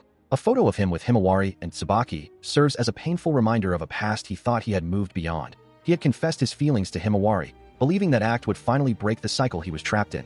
Yet here he is, back at the beginning. Because of this realization, his jaw tightens and he grinds his teeth in frustration. The crushing weight of the situation settles in. The loop has not ended, and everything is starting once more. The young man suddenly stands, the bed creaking under the sudden movement as he tries to suppress the rising panic. He knows that losing his cool will achieve nothing, and he forces himself to stand still and breathe, questioning why this is happening again. He stares at the phone again, his face beaded with sweat and his expression twisted in a mix of desperation and focus. He commands himself to think, to find a way out of this recurring nightmare. In the darkness of his own mind, he acknowledges the gravity of the situation. Now that the circumstances have shifted, he must determine his first move with absolute precision. Later, at school, the familiar chime of the bells rings through the halls as students go about their day. Tsubaki spots him in the corridor and raises a hand in a casual greeting, calling out a simple yo. The two friends stand together, but Oda's mind is elsewhere. He realizes that he must take the initiative this time, noting that he hadn't reached out to Tsubaki at all during the previous iteration of the week. He understands that if he doesn't change his actions, the outcome will remain the same. He notices a change in his friend's demeanor, wondering if the other boy seems unusually downcast compared to his usual energetic self. Approaching him with a hesitant call, he catches the taller boy's attention, who responds with a mix of surprise and mild confusion at being sought out. Standing together in the quiet school corridor, the spiky-haired youth questions the timing of this meeting, wondering why he's being summoned at such a moment when classes are in session. The conversation shifts to the recent confession, as the taller boy assumes his friend should be spending every waking moment with the girl he loves instead of loitering in the halls with him. With a pained expression, the dark-haired student finally admits the truth. He was rejected, a revelation that leaves his companion utterly speechless and wide-eyed with shock. Disbelief colors the air as the spiky-haired boy struggles to process the news, while his friend explains the misunderstanding that led him to believe the two of them were already a couple. He remains adamant, insisting that there is simply no way she could have turned down such a sincere confession, given how close they seem. A sudden realization strikes the dark-haired boy as he looks back on the previous week. He finally understands that his friend's distant behavior was a misguided attempt to give him and the girl space. The taller boy dismisses the notion, claiming his friend has always had an inflated opinion of him, even as the other desperately tries to argue that his kindness was genuine. Fueled by a sudden surge of protective anger, the spiky-haired youth storms off, determined to demand an explanation from the girl, leaving his friend trailing behind in a frantic attempt to hold him back. He is visibly agitated, unable to fathom why someone would reject a person like his friend.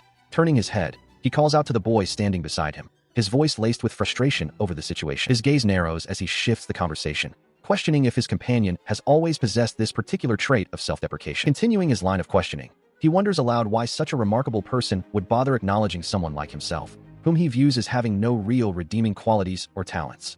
He seems genuinely perplexed by the high regard in which he is held. With a heavy sigh, he remarks on his friend's lack of self-awareness as they walk together through the quiet school grounds, the distance between them reflecting the weight of the conversation. The other boy stops in his tracks, looking him dead in the eye to declare that his entire current self, his drive, and his character, is a direct result of his influence. This sudden admission leaves him momentarily speechless, his eyes widening in genuine shock at the depth of his friend's gratitude. His friend elaborates, recalling how he was the one who taught him to study and play sports back when he was just a small, sensitive child who felt he couldn't do anything right.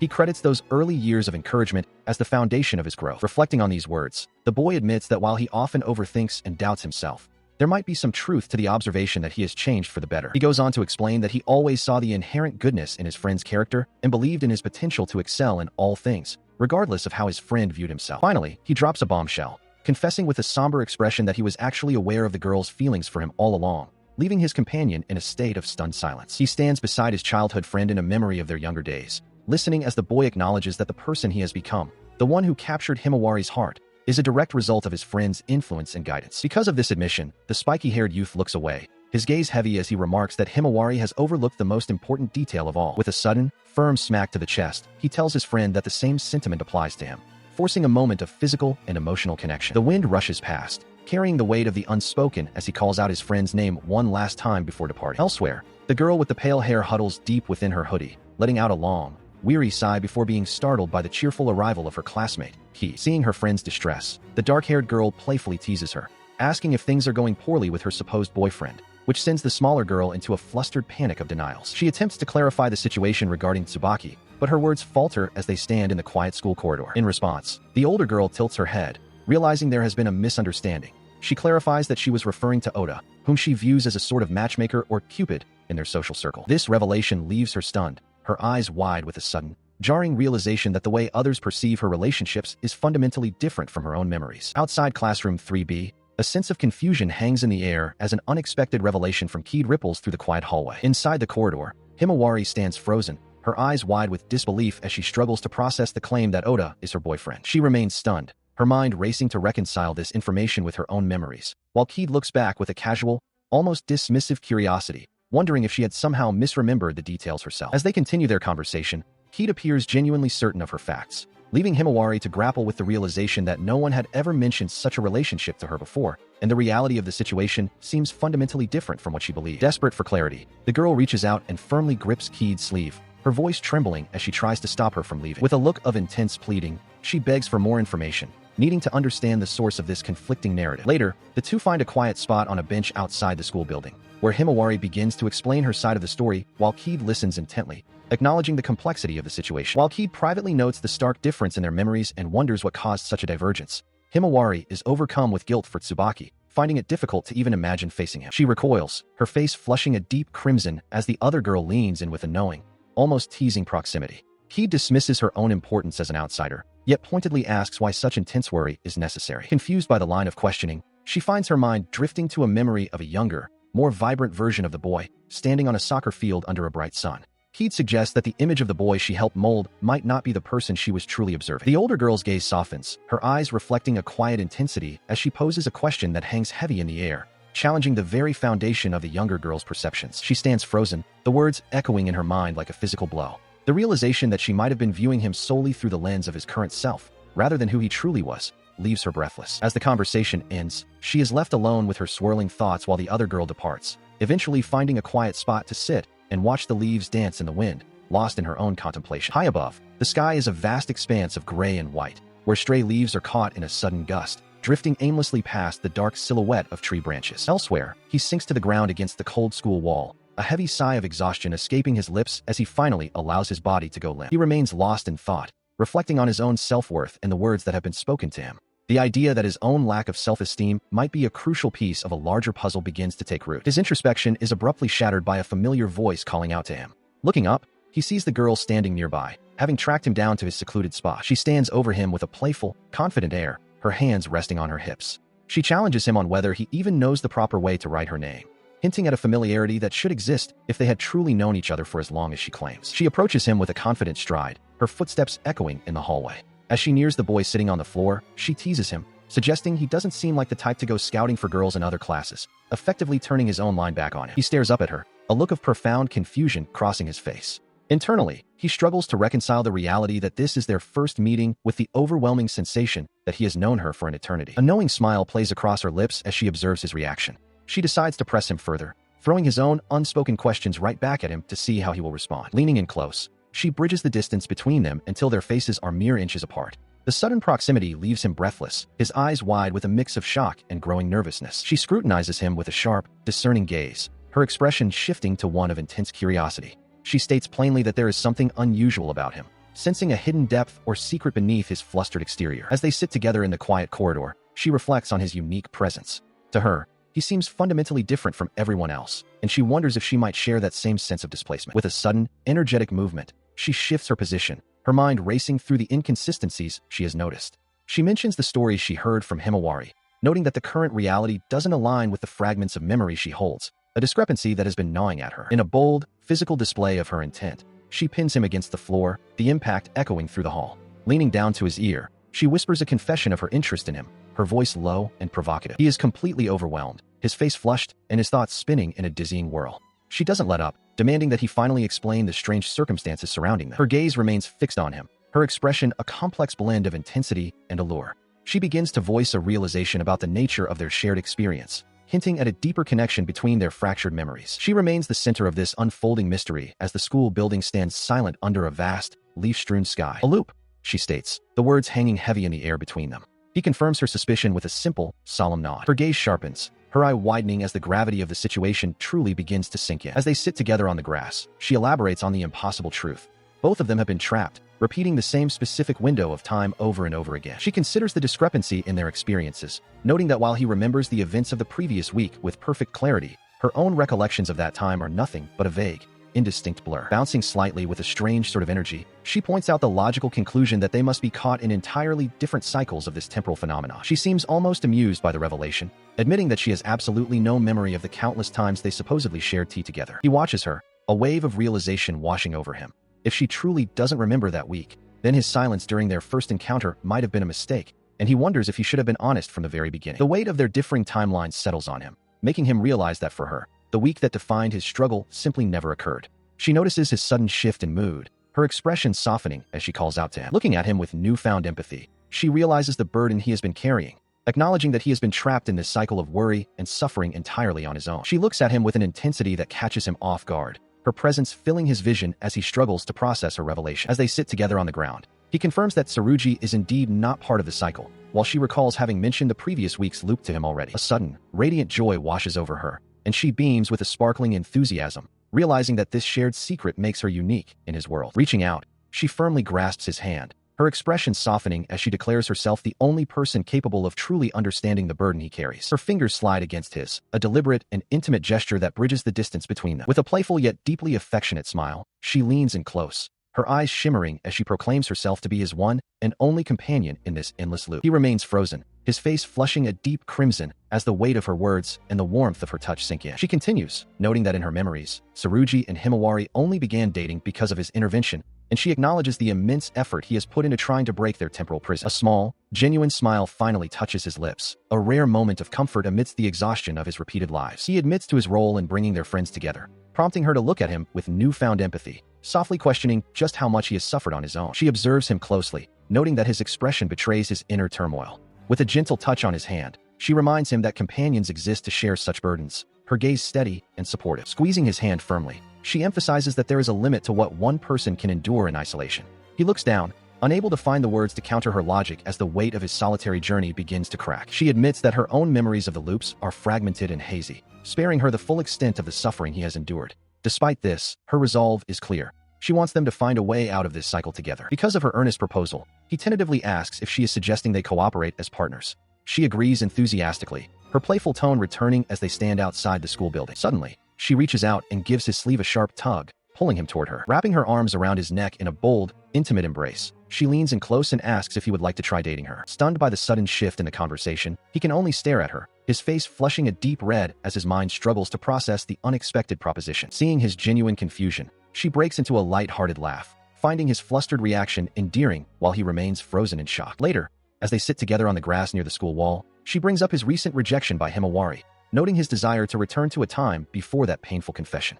He sighs, admitting that she has seen right through him. Seizing the moment, she leans in once more with a mischievous glint in her eyes, suggesting that if he wants to move on, he should simply go out with her instead. He is left baffled by her leap in logic, even as her presence becomes increasingly impossible to ignore. She reaches out, poking his cheek with a playful yet insistent finger, ignoring his wince of discomfort.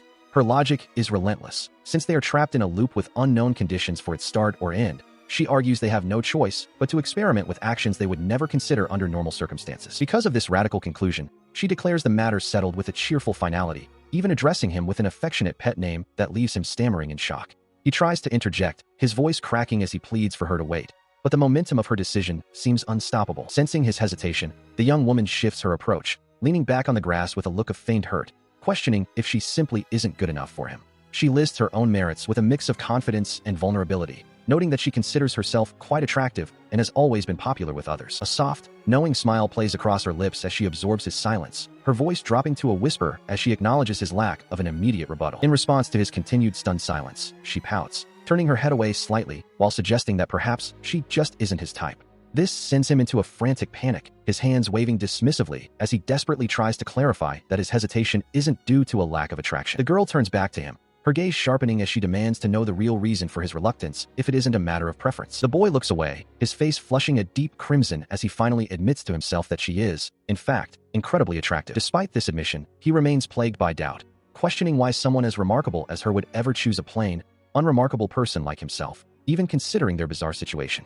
She can't help but giggle at his stiff, overly formal way of speaking, the tension breaking for a brief moment. As they sit together in the quiet shade of the trees, she reassures him, her voice softening as she insists that he is anything but plain. With a radiant smile and her arms spread wide in a gesture of total openness, she declares that in all her life, she has never encountered anyone quite like him. She continues her line of reasoning, observing that since he can keep up with her rapid-fire thoughts, their minds must operate at a similar frequency. He offers a quiet, uncertain agreement, his voice barely rising above the rustle of the leaves in the breeze. Standing together beneath the school building's shadow, she reiterates her joy, telling him that having him as a companion is more than enough to make her happy. The simple honesty of her words hangs in the air between them. Her expression softens into a radiant, blushing smile as she confesses that her happiness is so profound she might truly come to like him, a statement that leaves him wide-eyed and breathless with shock. He stands frozen, his face flushing a deep crimson as the weight of her praise sinks in. It is a sensation entirely foreign to him, causing his heart to hammer against his ribs in a frantic, unfamiliar rhythm that he cannot ignore. Seeing his reaction, she tilts her head with a playful, expectant look,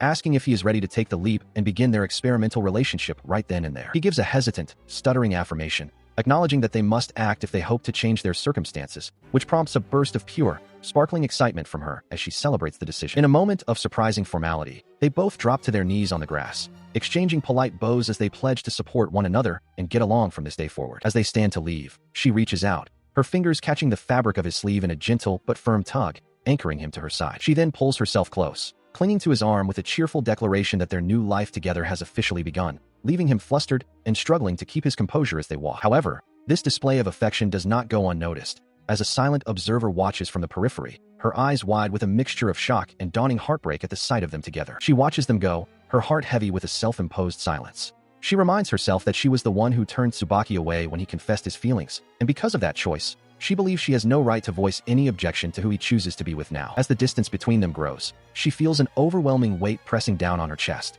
The isolation of the moment amplifies her confusion, leaving her to wonder why the sight of them together causes such a profound physical ache. Suddenly, a sharp intake of breath escapes her as a strange sensation ripples through the air. Petals drift past her face, but her eyes widen with a sudden, inexplicable realization that something is wrong. The world around her blurs and tears away, replaced by a jarring, sterile vision of a hospital room. The rhythmic whoosh of machinery fills her ears as she catches a fleeting glimpse of an IV drip and a ceiling she shouldn't be seeing, her own eye reflecting a reality far removed from the school grounds. Just as quickly as it appeared, the vision vanishes, leaving her blinking in the sunlight. She utters a soft sound of confusion, her mind racing to make sense of the impossible image that just flashed before her eyes. The transition leaves her reeling, her gaze darting between the retreating figures of her friends and the familiar architecture of the school. She turns her head sharply, searching for the source of the disturbance, but the only thing that remains is the lingering, ghostly sound of that rushing wind. Standing alone on the path, she trembles, struggling to process the fragmented memory that felt more like a premonition. It seems that the shifting tides of time are no longer affecting just the protagonist. Her own past is beginning to fracture and reform in ways she cannot yet comprehend. Tsubaki stands frozen in the school walkway, his voice trembling as he struggles to process the sight before him. He can barely find the words, his eyes wide with disbelief as he points toward his friends. Beside him, Keed beams with joy, her arm linked tightly with Oda's as she confirms the shocking news that they have officially begun dating. Oda remains silent, his expression unreadable as the weight of the situation settles over them. The revelation sends Tsubaki into a frenzy of confusion, his voice rising as he demands an explanation for this sudden shift.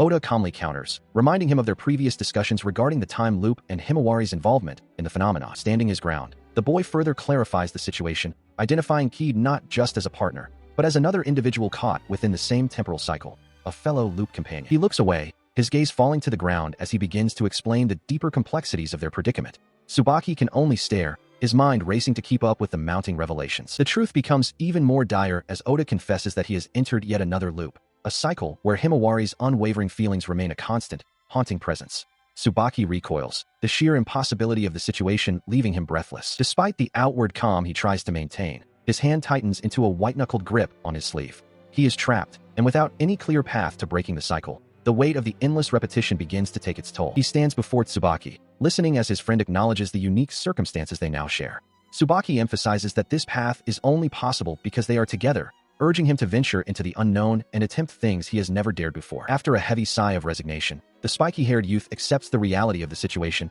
prompting a quiet word of thanks from Oda. He places a hand over his heart, wanting his friend to truly understand his gratitude, even as Tsubaki tries to brush off the weight of the moment. Sensing the potential for a misunderstanding, he quickly clarifies that his support isn't quite what it seems, stammering that he isn't necessarily cheering them on in the way they might think. He looks away, his expression unreadable, while Oda offers a soft, reassuring smile, telling him that everything is fine. Watching the exchange, Keed realizes that Tsubaki holds a significant place in Oda's heart, a bond that rivals his connection to Himawari. As they stand together in the schoolyard, he ponders if there is some hidden key within their current circumstances that they have yet to discover. Nearby, a sudden gust of wind catches Keed's long hair, the tresses dancing in the air as she remains lost in her own thoughts. She stands momentarily apart, bathed in a bright, ethereal light that separates her from the two boys continuing their conversation in the distance. The school bell eventually signals the end of the day, echoing through the halls of Class 3C. When his classmates invite him to join them, Oda politely declines, his mind clearly occupied as he gathers his things and prepares to leave the room. While walking through the crowded corridor, he is suddenly stopped in his tracks by a familiar, melodic voice calling out his name. It is Keed, standing there with a bright, cheerful wave, announcing to the entire hallway that she has come to pick him up. Her sudden appearance draws the immediate attention of the surrounding students, who whisper in awe of the beautiful girl from Class B. Without hesitation, she reaches out and firmly grabs his arm, leading him away under the stunned gazes of his peers. The sight leaves the other students, including the boy with glasses, reeling with questions about the nature of the relationship between the quiet Oda and the popular girl. Keed stands boldly before the class, her arm linked tightly with Oda's as she announces their new relationship status to everyone. The news hits their friends like a physical blow. Tsubaki's jaw drops in utter shock, while Himawari and the others stare in wide-eyed disbelief at the sudden, public revelation. Before anyone can process the news, she begins pulling him away, waving a cheerful farewell to the stunned group. Tsubaki finally finds his voice, shouting out in protest as he watches his friend being led off by the assertive girl. As they disappear down the hallway, she remains behind, her expression shifting from shock to a quiet, contemplative curiosity. She watches the empty space where they stood, her mind clearly racing with questions about this sudden development. While she watches from afar, he finally manages to voice his embarrassment, questioning why she felt the need to make such a public spectacle of their private arrangement. He walks beside her, his shoulders hunched as he tries to reconcile his discomfort with her unwavering confidence. She responds with a playful, almost predatory smile, admitting that her public claim was a calculated move to ward off any potential rivals. Her eyes sparkle with a mix of mischief and genuine affection as she watches the blush deepen on his cheeks. Clinging tighter to his arm, she softens her tone, explaining that despite the specific goals and circumstances that brought them together, her feelings for him are undeniably real. She looks up at him, her gaze steady as she reaffirms that he has become someone truly special in her life. The physical contact intensifies as she gives his arm a firm, possessive squeeze, leaving him momentarily breathless and overwhelmed by her proximity. The air between them is thick with a new, undeniable tension that he is still struggling to navigate. Looking up at the bright, open sky, she enthusiastically suggests that they should lean into their new roles and continue engaging in all the typical activities expected of a couple. Her voice is light, filled with an optimism that contrasts sharply with his lingering uncertainty. They continue their walk, passing by the bright lights of a game center as the reality of their situation begins to truly sink in. This moment marks the official commencement of a journey neither of them fully understands yet. Posing together for a moment that feels like a captured memory, she flashes a peace sign and a wink, embodying the spirit of their new bond. It is the start of a relationship built on trial and error, a path they are now committed to walking together. He finds himself swept up in her infectious energy as they look over the printed photos from the booth. She beams with delight, pointing out how they struck the same pose in every shot. While he can only stare at the images, his face heating up at the sight of their closeness. This pattern continues throughout the day, with his time becoming a whirlwind of her spontaneous whims. From trying on clothes in brightly lit boutiques to sharing a meal where she playfully offers him a bite of her burger, she leads the way with an effortless grace that leaves him perpetually off balance. As they stroll past the neon lights of a karaoke bar, the sounds of laughter and music spilling into the street, he observes her profile. She seems genuinely happy, a realization that makes him wonder if this trial relationship is more than just a series of calculated moves for her. The quiet moment is shattered when she suddenly calls out to Tsubaki, her voice bright and clear. He jolts in surprise, his eyes widening as he realizes they've run into someone they know, the sudden shift in focus catching him completely off guard. Turning back to him, she continues their conversation with a playful glint in her eye, urging him to join in. He stammers, his own name feeling heavy on his tongue as he tries to keep up with her rapid-fire pace. She doesn't slow down, gesturing emphatically as they walk through the crowded shopping district. She argues that since they've committed to this experiment, they should approach it with sincerity, treating their time together as a real bond rather than a mere formality. Stopping in her tracks, she points a finger toward him, her expression softening into a mischievous smile. She suggests that they should both make an effort to actually enjoy the relationship, a proposal that leaves him speechless and blushing under her direct gaze. Before he can formulate a response, she grabs his hand and pulls him forward, her enthusiasm undiminished. He follows, his mind racing as he admits to himself that he had never considered the possibility of simply enjoying their arrangement. Suddenly, she spins him around and presses him against a nearby wall with a firm thud, her face inches from his. The world seems to shrink down to just the two of them, his heart hammering against his ribs as he stares at her in stunned silence. The intimate moment is interrupted by the sounds of the city around them, including a child nearby who points and shouts to their mother about the scene.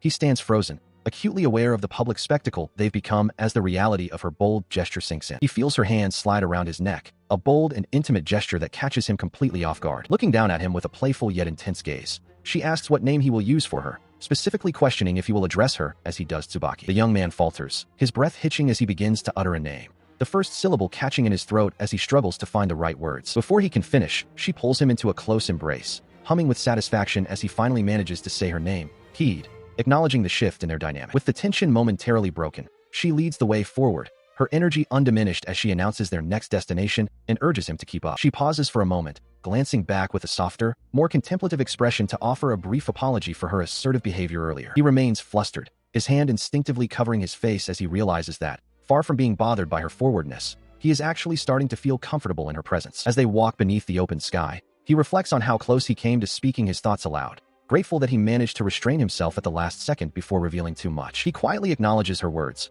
while she enthusiastically suggests they take a break at a nearby family restaurant, her mood shifting back to one of cheerful excitement. With a mutual agreement reached, the pair continues their journey through the city streets, heading toward their next stop as the day begins to wind down. He walks stiffly, his face flushed a deep crimson as Keed clings tightly to his arm. She leans in close, her voice a soft murmur as she seizes the opportunity to speak her mind while they are alone. He is caught off guard when she boldly asks if the sensation of her chest pressing against him is a distraction.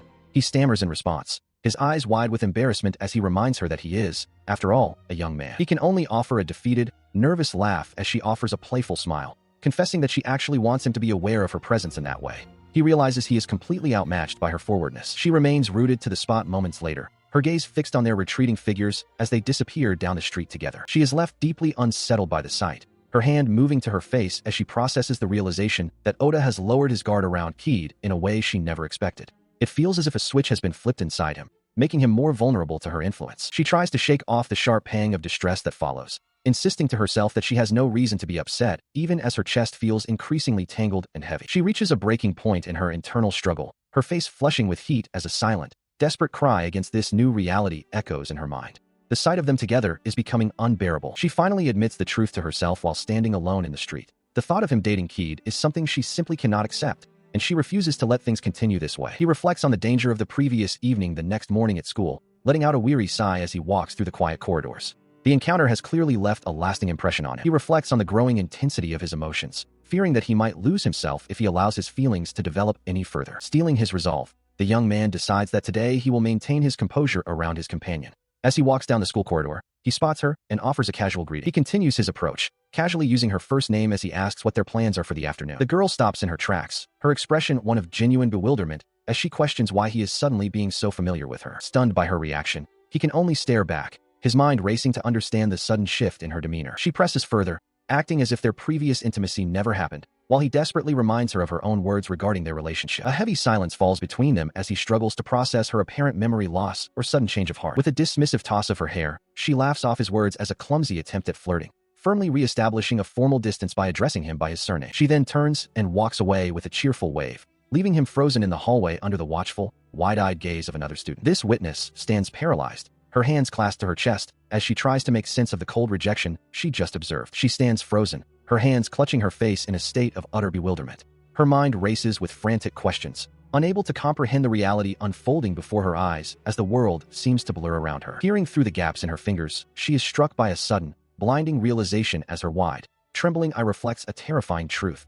This chaotic turn of events is precisely what she had envisioned. This chilling epiphany crystallizes in the darkness of her thoughts, confirming that this was the very outcome she had desired just the day before, and suggesting she may be the catalyst for the temporal loop itself. Tsubaki stands before Oda, his hands raised in a gesture for him to stop. The school bell chimes in the distance as he tries to process the staggering information he's just received, asking for a moment to get the facts straight. He remains calm, his gaze steady as he confirms the reality of their situation. He explains that the same week has been repeating itself, a cycle he has lived through countless times. As they walk along the school perimeter, the friend recounts the details shared. He notes that by the 10th iteration, the boy had attempted to change the outcome by bringing Tsubaki and Himawari together for a decisive action, yet the loop persisted. He continues his explanation, detailing a moment where he managed to break the cycle, only to confess his feelings to Himawari and face rejection. To his dismay, the loop reset once more, but under different circumstances than before. In this new iteration, he found himself in a relationship with Keed, who he discovered was also trapped in the temporal loop. It was her suggestion that they date, and for a time, things seemed to be progressing well. However, a sudden shift occurred. He recalls Keed's warm smile, a stark contrast to the cold reality he faced that morning when she seemingly lost all memory of their shared experiences. His expression darkens with a sense of profound loss. He describes the chilling moment she spoke to him as if they were complete strangers, erasing the bond they had built. Tsubaki considers this new variable, wondering if their individual loop cycles are out of sync. He suggests the possibility that Keed has been pulled back to a point in time before their paths ever crossed. He remains nearby as she acknowledges the possibility of the desynchronized loop, her expression grave as she admits such things have happened before. Oda remains silent, his gaze fixed on the floor as the weight of her words settles over them. As the conversation continues, a strange sensation begins to gnaw at him, a deep-seated feeling of wrongness that causes him to tighten his grip on the fabric of his uniform right over his heart. The timing of everything feels far too calculated, occurring precisely as his feelings for her were beginning to take root, a realization that leaves him clutching his head in frustration while memories of Himawari and Keed flicker through his mind. He stares blankly ahead, the cruelty of the situation becoming undeniable as he pieces together the implications of their fractured timeline. A cold sweat breaks out on his brow as the suspicion grows that the timing of her loop reset is almost too perfectly convenient to be a mere coincidence, fueling his growing sense of unease. While he is lost in these dark ruminations, a hand reaches out toward him, and a familiar voice breaks through the fog of his thoughts, asking if he is all right. The energetic youth reminds him that he is effectively single again, noting how awkward things must still be between him and Himawari after the confession that the reset has now rendered moot. Looking out over the quiet school grounds, he can only offer a quiet, weary agreement, acknowledging that their current predicament is exactly as messy as it seems. He reaches into his pocket and pulls out his phone, the screen illuminating a cheerful photo of himself, Himawari, and their friend in summer festival attire, a stark contrast to the date displayed, Tuesday, May 20th. Walking alongside his companion, He contemplates the uncertainty of the coming night, knowing that sleep might either return him to the 14th or, by some slim chance, finally allow him to escape the cycle entirely. He stands in stunned silence as Tsubaki suggests a way forward, reconciling with Himawari. The suggestion catches him off guard, leaving him to wonder if such a thing is even possible now. Sensing his friend's hesitation, the white-haired boy offers a reassuring pat on the shoulder, admitting that seeing him so cornered and depressed is more than he can bear to watch. As the school clock ticks past noon, Himawari waits nearby, her expression a mix of anxiety and anticipation for a meeting that hasn't happened in quite some time. The dark-haired boy watches her from a distance, his single visible eye reflecting a heavy internal conflict. Breaking the tension, Tsubaki arrives with a boisterous greeting, holding out snacks as a peace offering. He moves between them with practiced ease, announcing a three-way split of the food to force a shared moment of normalcy and bridge the gap between his two friends. Both of them accept the gesture with quiet, hesitant thanks, though the air between them remains thick with the weight of unspoken words and past regrets. They eventually settle onto the outdoor benches, a physical distance still separating the two as the protagonist reflects on how unusual it is for him to be the one being prodded into social interaction. A heavy silence falls over the group. Himawari steals a glance toward him, but he quickly looks away. He stares ahead, the realization sinking in that despite the effort to bridge the gap, the atmosphere remains painfully strained and awkward. He remains frozen in a heavy, suffocating silence that even the bright afternoon sun cannot pierce. Tsubaki, ever the optimist, claps his hands together with a sharp crack, desperately urging his friends to start their meal and break the tension. As the distant sounds of other students playing sports drift over the fence, he tries to steer them back to a simpler time. He suggests that for now, they should just enjoy each other's company as the trio they have always been, hoping to recapture their old rhythm. Turning his attention to the girl beside him, he insists she eat as she normally would, but the sudden attention causes her to jolt in surprise. Nearby, the dark-haired boy watches the exchange with a quiet, questioning gaze, sensing the friction in the air. He stands by the bench, reflecting on the palpable unease radiating from his childhood friend. While he expected her to feel some awkwardness toward him after everything that has happened, a new, unsettling realization begins to take root in his mind. She keeps her eyes cast downward, her face flushed with a mix of embarrassment and hesitation. It becomes clear to him that her discomfort isn't just directed at him. She seems equally, if not more, unsettled by the presence of the boy sitting across from her. Observing her closely, he notes that she is failing to act like her usual self. The most telling sign is the way she pointedly avoids making eye contact with the dark-haired boy, a stark departure from her typical warmth and openness. Himawari sits alone on a park bench, her head bowed in deep thought. The air around her feels heavy with an unspoken tension, as her behavior has become increasingly erratic and distant, particularly when it comes to her interactions with Oda. Suddenly, the silence is broken by the sound of approaching footsteps. Oda and Tsubaki find her there, and as Oda reaches out to address her, she lets out a startled cry, nearly jumping out of her skin at his sudden presence. He looks at her with a mixture of confusion and genuine concern, his brow furrowed as he asks if something has gone wrong. She can only offer a hesitant, stuttered response, her eyes wide and searching as she struggles to find her voice. Before she can explain, Tsubaki interjects, calling out to Oda with a sense of urgency. Oda turns his head, his expression shifting to one of bewilderment at the sudden change in the conversation's direction. The atmosphere grows even more strained as Tsubaki confronts her directly, questioning if her anxiety stems from something beyond their own complicated dynamic. She is visibly shaken by the accusation, her hands clenching the fabric of her skirt as she reels from the realization that her inner turmoil has been noticed. Stepping closer, Oda places his hands firmly on her shoulders, grounding her as she sits on the bench. He speaks with a quiet intensity, confessing that he has been paying close attention to her every move, much more than she might have realized. She gazes up at him, her breath catching in her throat as he draws a parallel to the way she used to observe him. The weight of his gaze is almost overwhelming, stripping away her defenses and leaving her feeling exposed. He calls her name softly, but the emotional pressure finally reaches its breaking point. Her eyes well up with tears, and her composure begins to crumble under the weight of the day's events. Finally, she can no longer hold it back, crying out that everything feels fundamentally wrong. Her hands are clasped to her chest as she stands, her face a mask of distress as she struggles to articulate the overwhelming sense of displacement that has taken hold of her. She stares blankly as the realization hits her friends. Tsubaki and Oda are frozen, processing the revelation that she had completely forgotten about his relationship with Keed until this very morning. Her mind races back to the previous day, recalling how events unfolded precisely as she had anticipated. Despite knowing she shouldn't feel this way, the intensity of her own resentment toward the situation had been overwhelming. Now, sitting slumped on a park bench, she confesses that the impossible has become reality today. The two boys stand before her, dwarfed by the weight of her admission. He can only stare, his single visible eye wide with a mixture of disbelief and dawning horror at the implications of her words. Tears begin to well in her eyes as Tsubaki asks the painful question, did she truly hate the fact that he and Keed were together? Her quiet affirmation leaves them both reeling. She admits through her tears that she doesn't even understand the root of her own hatred. Behind her, the boys are struck by the sheer irrationality and raw emotion of her confession. A tense silence follows, broken only by the rhythmic tapping of a shoe. Tsubaki tries to wrap his head around the logic, questioning if her dark wishes from the day before have somehow manifested into the present. Overcome with guilt, she suddenly drops into a deep, formal bow, her voice cracking as she offers a desperate apology. While remaining bowed, she pours out the truth. Despite being the one who originally rejected Tsubaki, seeing him with Keeds sparked a restless, obsessive jealousy that drove her to follow them in secret. In her desperation, she admits to the unthinkable, altering Keeds' very memories. The revelation leaves them breathless. As she trembles, Oda begins to wonder if she possesses some terrifying, latent ability that has rewritten their reality. She watched as the two boys grappled with the logic of their situation. Tsubaki argued that how one perceives things is merely a matter of perspective, a point that Oda found difficult to refute given the strange circumstances they were in. He considered this, realizing that from his own perspective, the concept of looping through time was essentially the same as what was happening. Since he hadn't experienced anything else, the repetition felt like his only reality. The girl tilted her head in confusion, questioning the meaning of a loop, while the young man's hand tightened into a fist. He came to a grim realization. If he accepted his own temporal displacement as truth, he had no choice but to acknowledge the validity of her strange abilities as well. He turned to her, finally putting his experience into words. He explained that he frequently found himself repeating the same week, retaining all his memories while the world around him reset, a phenomenon that had become a regular occurrence in his life. She gasped, her eyes widening in disbelief at his confession.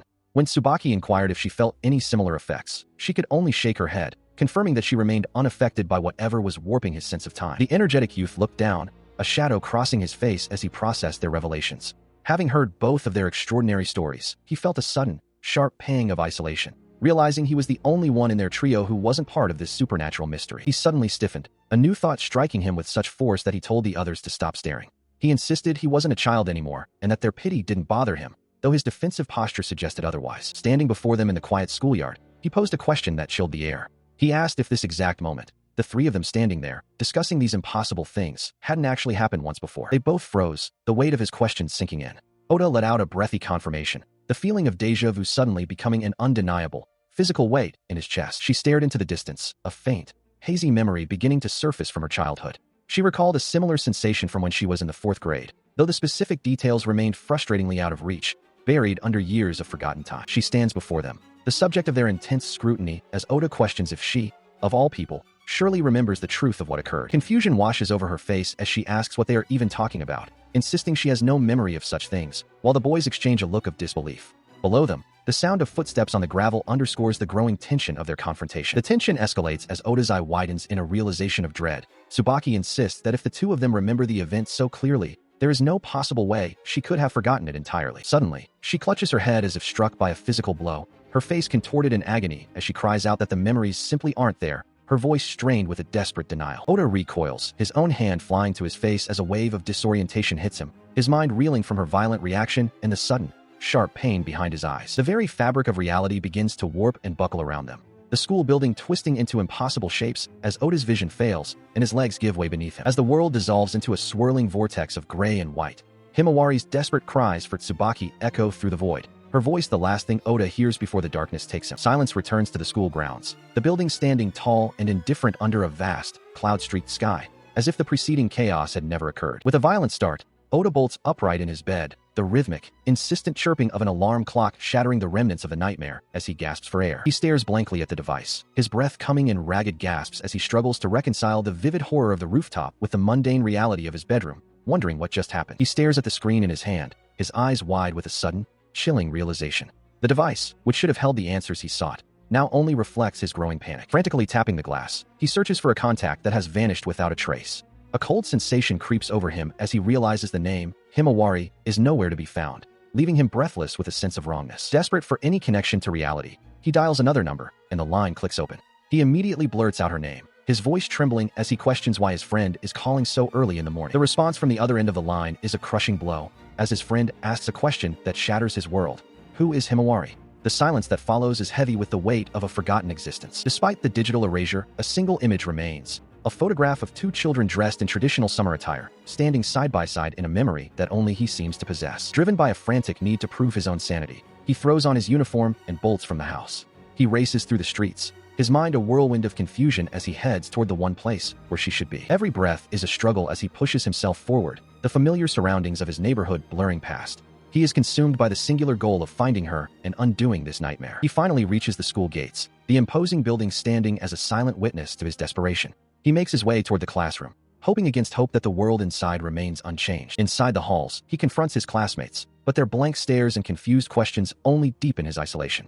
Heed and the others speak of the season and the sunflowers, treating the name, Himawari, as nothing more than a reference to a flower, completely unaware of the girl who should be standing among them. Even his closest companion reacts with a mixture of frustration and bewilderment, slamming his hand against the doorframe in a burst of irritation.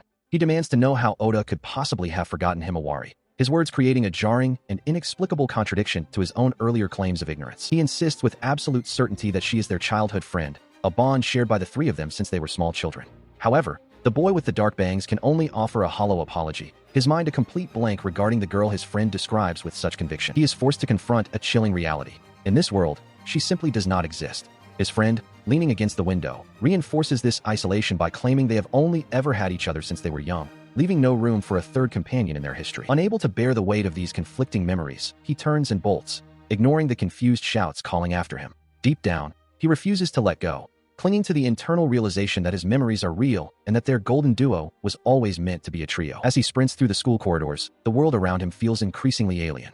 He resolves that even if the entire world has erased her from existence and every other mind has forgotten her name, he will remain the sole keeper of her memory. His determination hardens into a desperate mission to find her, wherever she might be. He can still vividly recall the way the sunlight caught her translucent hair and the warmth of her gentle smile, details too precious to be mere figments of his imagination. Gasping for breath, he finds himself standing outside a familiar residential building, having fled the school grounds in a frantic haze. It has been years since he last set foot here, but it is the only place left where he might find a trace of the life he remembers. With a silent plea and a tightly clenched fist, he steps into the elevator. The mechanical hum of the ascent mirrors the racing of his heart as he prepares to face whatever, or whoever, waits for him on the floors above. Rushing out as the doors slide open, he scans the hallway, his eyes wide with a mixture of terror and hope. Her name escapes his lips in a desperate cry, a final gamble against the void that has swallowed her. He stops before a specific door, the number 205 etched into his memory. Every fiber of his being is focused on the hope that she is behind this thin barrier, waiting to prove that his world hasn't completely shattered. Trembling, his finger reaches out toward the doorbell. He stands before the door, heart hammering against his ribs as the chime of the doorbell echoes through the quiet hallway. A moment of agonizing silence follows before a voice crackles through the intercom, questioning who is there. He hears a hopeful voice from the other end, tentatively asking if it is Tsukun at the door. He freezes, the name catching him off guard, but he manages to stammer out a clumsy greeting as the lock clicks open. Once inside, he finds himself seated in a familiar living room while the woman prepares tea, her movements practiced and calm. She chides him gently for skipping school, noting with a soft smile how long it has been since his last visit. He cannot contain his desperation any longer, leaning forward to ask the one question that has been consuming him. Where is Himawari? The woman's expression falters, a flicker of confusion crossing her face as he insists that she must be there. Seeing his distress, she reaches out and takes his hands in hers, her touch warm and grounding. She offers a sad, knowing smile, thanking him for coming to see her after all this time, even when others might have moved on. She looks deeply into his eyes, her voice dropping to a soft whisper as she asks if he truly hasn't forgotten her. He struggles to find his voice, the weight of her gaze and the implications of her words pressing down on him. In response to his silence, she stands and suggests they go together, mentioning she was just about to head out herself. With a playful flick to his forehead, she dismisses his apologies for the truancy, her demeanor shifting to one of purposeful action. As they settle into her car, a profound sense of relief washes over him. The mere fact that she acknowledges Himawari is proof enough that his memories aren't a delusion. The world outside the window blurs as they pull away from the curb, heading toward an unknown destination. He watches her profile as she drives, his mind racing with the certainty that if someone else remembers, then Himawari's existence is undeniable. Yet, a lingering shadow of doubt remains, a silent, but that he can't quite shake. They eventually pull up to the imposing facade of Higashi University Hospital. She leads the way toward the entrance, calling out for him to follow, and he realizes with a jolt of apprehension that the answers he seeks lie within these sterile walls. He stands frozen at the threshold of the sterile hospital room, the rhythmic, mechanical chirping of a heart monitor cutting through the heavy silence.